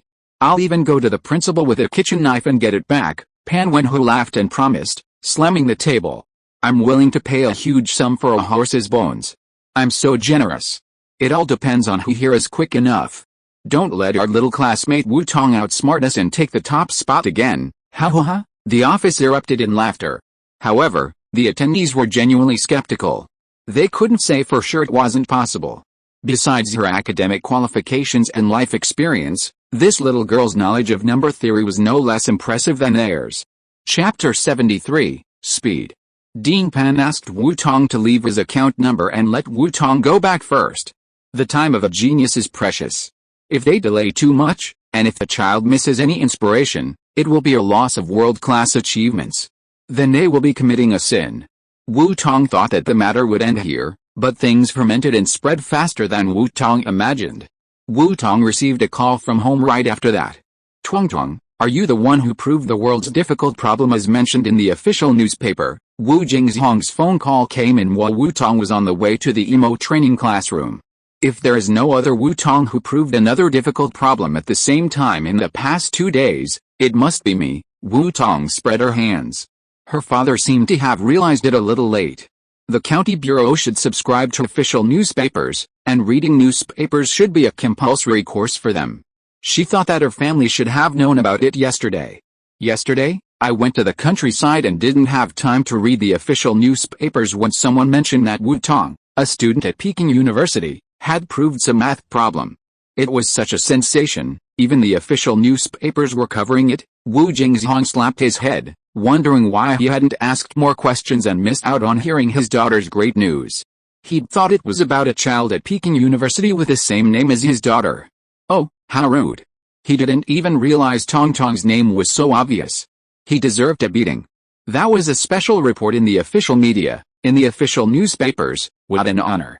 And, more importantly, it was about his daughter proving a world-class problem, praised by top international experts. What a loss. I just got to work today, and the county magistrate and party secretary suddenly came to our office and praised me for raising a good girl who has brought honor to the country internationally. They also said that do more research and give me more responsibilities. Wu Jingzhong's mind was like a roller coaster, completely bewildered. After vaguely seeing his boss off, before he could even respond to his colleagues' congratulations, he grabbed an official newspaper and read it carefully. Only then did he realize just how much his precious daughter had accomplished and what a remarkable honor she had received. He'd thought that the last time his daughter gave a special lecture at Peking University, before she'd even officially enrolled, she was already a great honor. It's just that I solved a rare problem. As for work, it depends on how much you guys like it, so don't worry too much about it. I should get a good bonus this time. When you get it, Dad, you can find some time off and take Mom and Grandpa out for a walk. Let's keep up with the latest trends and travel.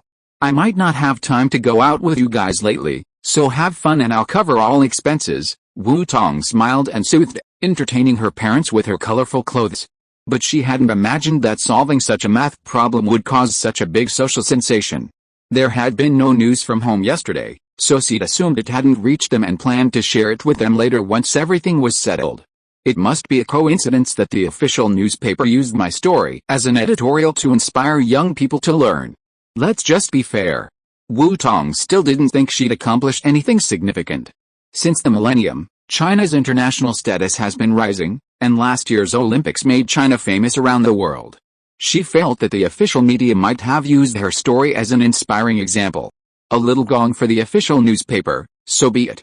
However, solving such a problem and receiving such a generous reward still made her very excited. No matter how much others called her a deity, she was still just an ordinary person with an ordinary mentality. She hadn't reached the supreme saintly realm of selflessness, but she was just a little more special than the average person. Dad, thank you, Tong. You're all alone in Beijing. Take good care of yourself. Wu Jingzhong was more concerned about his precious daughter's safety living on her own than the sensational reports. Changing the subject, he began to give her some advice. In early June, Tong and Xiaoxin will take the college entrance exams.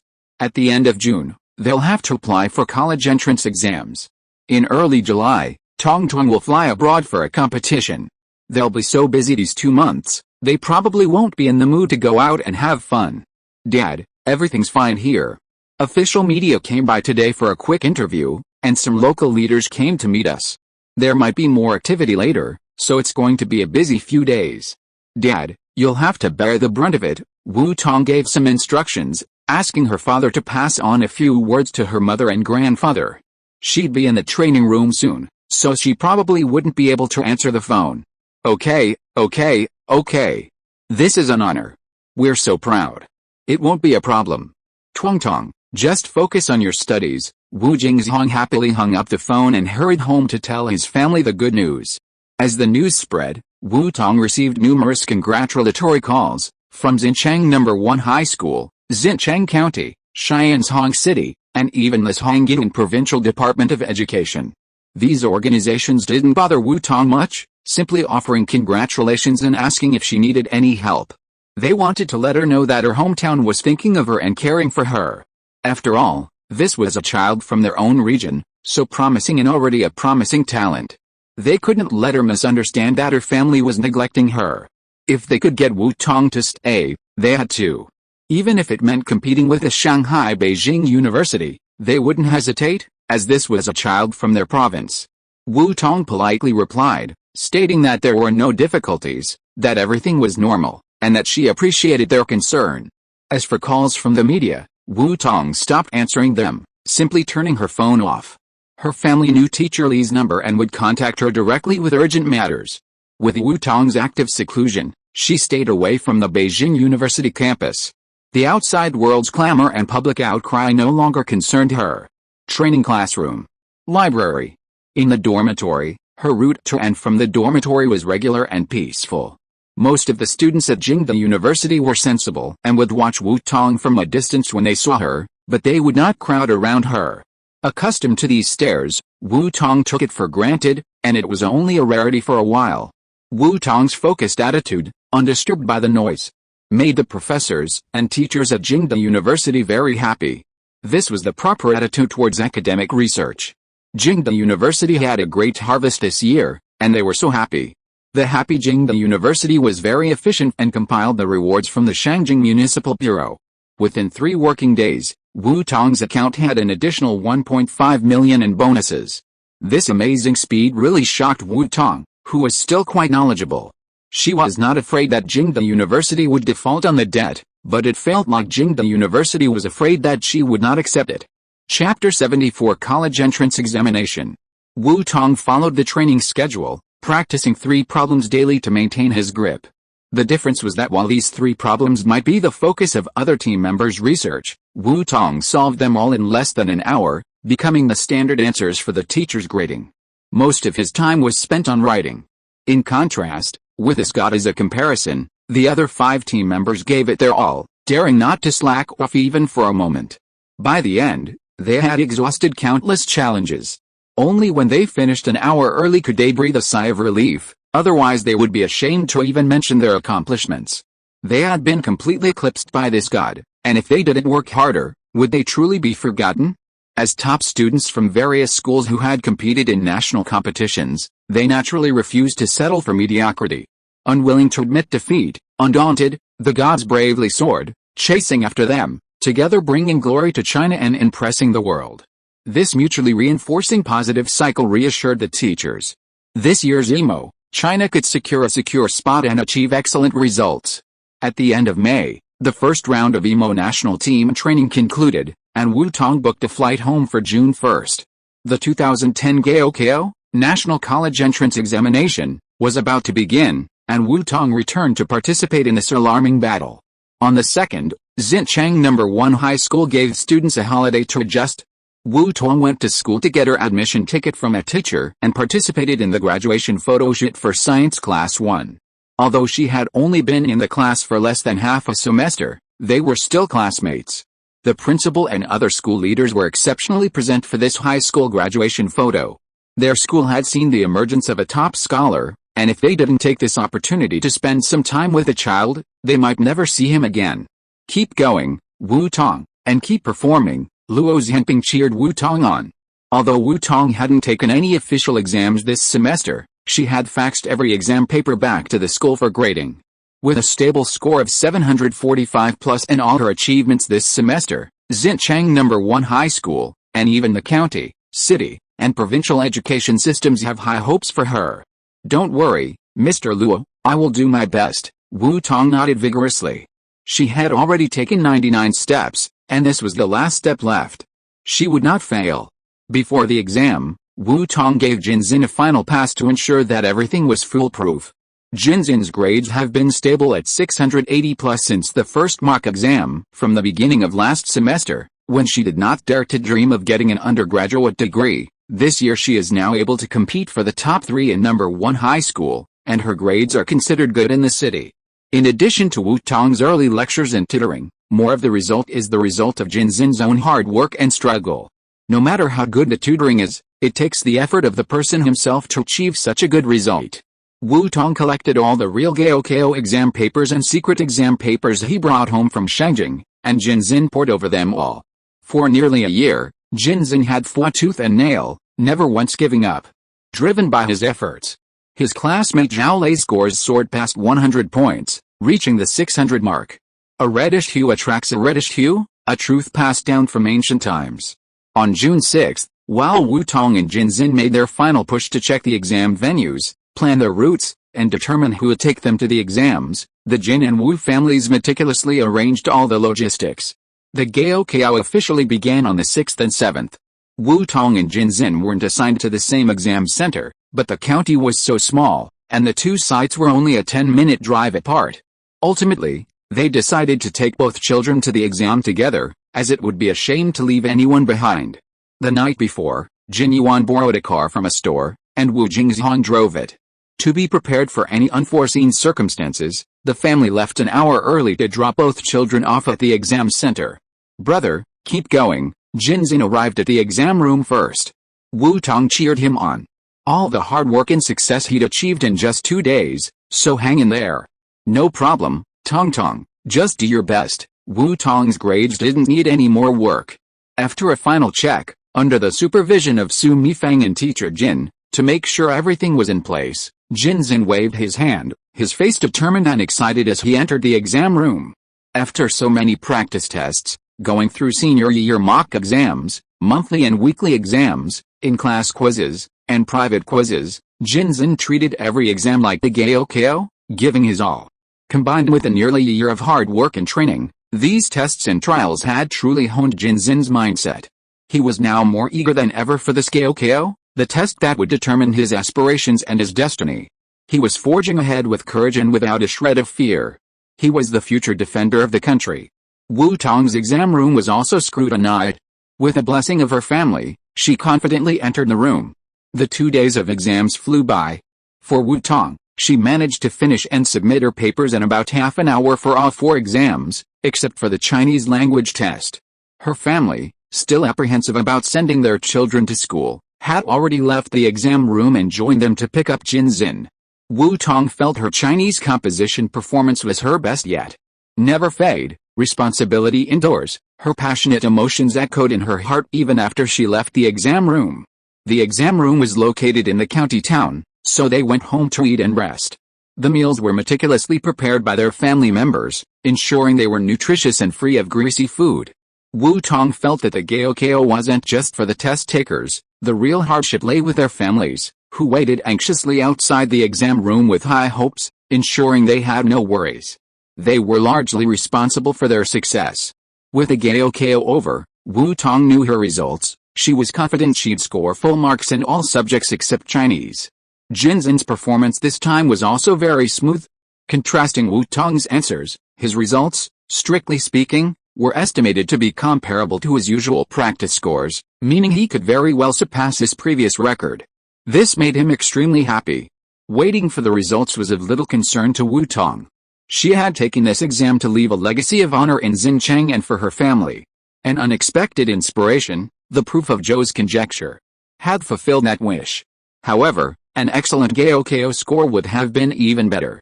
After staying home for a while longer, Wu Tong returned to Beijing. This time, Jinzhen enthusiastically participated, and everyone, except the two elderly people who didn't want to make the trip, joined in to send Wu Tong to the airport. She had already filled out her application form. Wu Tong would be in Beijing for a short break after the training session, then fly directly to Kharsa to compete.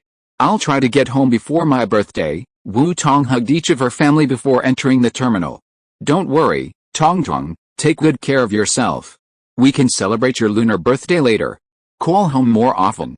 Don't hide anything from us. Tell us as soon as possible, okay? Wait for my good news." She will let the 5-star red flag fly on the international stage. Chapter 75, Number 1 Scholar. After giving Wu Tong countless instructions, the family finally released her hand and let her in. After a month of digestion, the hype surrounding Wu Tong had faded. She wasn't some high-profile celebrity, and with a baseball bat covering most of her face, no one could recognize her along the way. Wu Tong had been to and from Beijing Capital International Airport several times in the past 6 months. She was truly familiar with the place. After leaving the airport, Wu Tong took a taxi and went directly to Shangjing University. She entered the campus with her pass and made it to her dormitory. This time, she specifically requested it, and Teacher Li agreed not to pick her up. June 10th, training room. "My God, we're reunited again. How are you feeling about the Gaokao? I heard this year's national exam is quite difficult," Naipeng from Hebei province asked Wu Tong curiously.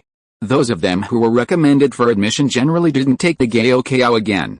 Hebei and Central Plains were both major Gaokao provinces, but Central Plains still led the way in terms of the number of test takers, making the competition particularly fierce. They were truly impressed that the Zushin had achieved such proficiency, yet he went back to take the Gaokao. He secretly found the Gaokao paper and worked on it. While he felt somewhat confident in the math, the rest felt like a complete mess. The others also tried, but their results were similar. The Gaokao paper taught them the lesson of don't rush when you're fighting. It's okay, the coverage is quite comprehensive. The comprehensive and detailed coverage would have been difficult, requiring a high level of overall competence and test-taking ability. The others did well on the reading comprehension section. Sure enough, they were too arrogant. Wu Xin is truly a god. After some laughter and banter, the teacher arrived, and a new round of training began. To ensure a successful outcome, and given that these students all had a solid foundation, the difficulty level was noticeably increased from the very beginning. Looking at Wu Shen, the increased difficulty was only relative to them.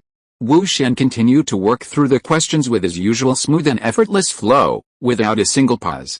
If he had a brain-converting machine, his speed would have been even more impressive, completing them in minutes. "I'm not going to watch it anymore.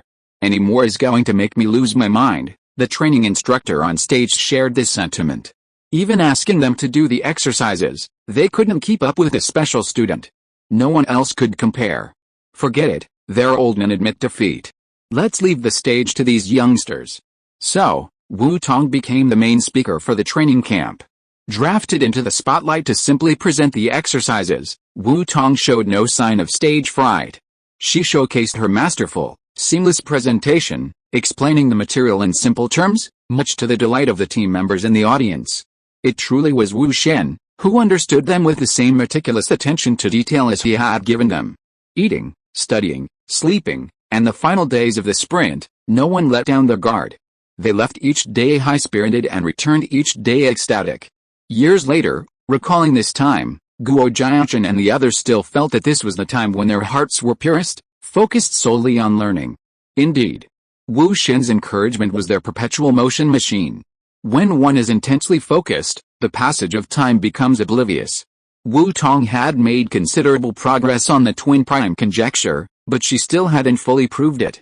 She was still just one step away from a breakthrough. It truly was a truly challenging problem.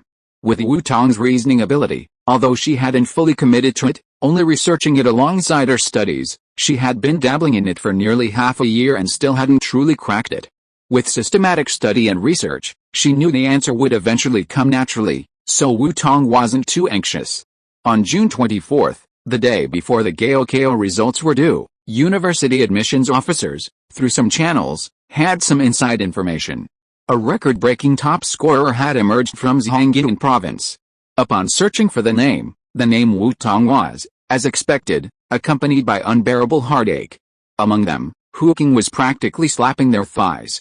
This year, the neighboring college was going to be proud again. Perhaps even for years. Thinking back to the opportunity they once had for Wu Tong, they were both in a fight.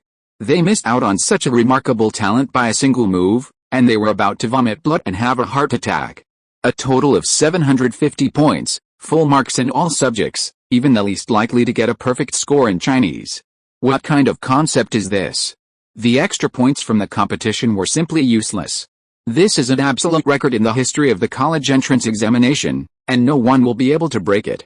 Although I know that Wu Tong's admission to Beijing University is a foregone conclusion and will not change, who wouldn't be upset? When Li Yishan, after receiving the inside information, stepped into the training room with an excited face and a grin from ear to ear, Wu Tong's phone rang repeatedly. Wu Tong was lecturing. Guo Jiachen, fearing Wu Tong might have something urgent to discuss, pressed the answer and speakerphone buttons. From the receiver came a breathtaking congratulations, Wu Tong, I'm Mr. Feng from the Huqing admissions office. Remember me? Congratulations. You've scored a record-breaking 750 points, becoming the top scorer in the Central Plains College entrance examination and the undisputed top scorer in the national exam. The classroom paused as the perfect score filled the room. Teachers and students were so stunned they forgot to speak. Only Mr. Feng's congratulations filled the phone. Wu Tong, are you really not considering Huqing? Huqing will increase the salary offered by Peking University by 50%, and it will be paid immediately. They'll also cover the penalty for breach of contract. Mr. Feng reluctantly poached Wu Tong. No one wanted to give up on a student who seemed like the lifeblood of the university. The university was willing to pay any price to secure Wu Tong's place at Huqing. Mr. Feng, don't even think about it. Wu Tong belongs to our Peking University and will always belong to Peking University. Li Yishan finally found his voice. He was usually quite elegant, but this time he raised his voice so high that he almost broke his throat. Feng Donglei, you Huqing students are going too far. Beside the podium, another Peking University teacher also reacted. Don't even think about poaching their Peking University students. There is no door or window, not even a crack. The Huqing students. Do you think that all the Peking University students are dead? Looking for trouble, right? He immediately told the principal that this year's college entrance examination enrollment will be increased. Not only must they keep an eye on their own targets, but they must also snatch all the Huqing students away. Who is afraid of whom? Haha, some people should not be so angry out of shame. Wu Tong is such an outstanding student. It is worth everyone's fight for him, Feng Donglei said to the other side of the phone with a forced smile. Thank you, Mr. Feng and Huqing, for your favor. Mr. Li, Mr. Chang, rest assured. I won't waver on things that have already been made clear. Wu Tong was also a little surprised at first. She was very confident of getting full marks in English, math, and science, but getting full marks in Chinese was actually beyond her expectations. It seemed that her essay performance was really good this time. Okay, Wu Tong, congratulations again. I wish you another great success in the EMO in July and hope you continue to shine with full marks, Feng Donglei added provocatively before hanging up. Wu Tong, Huqing will always have a seat for you. End of this chapter. Thank you so much for reading until the end. Don't forget to give it a like. Looking for more exclusive content and immediate access? Subscribe to our Patreon. Remember, every like, subscription or donation encourages us to continue. Thank you all. See you in the next video.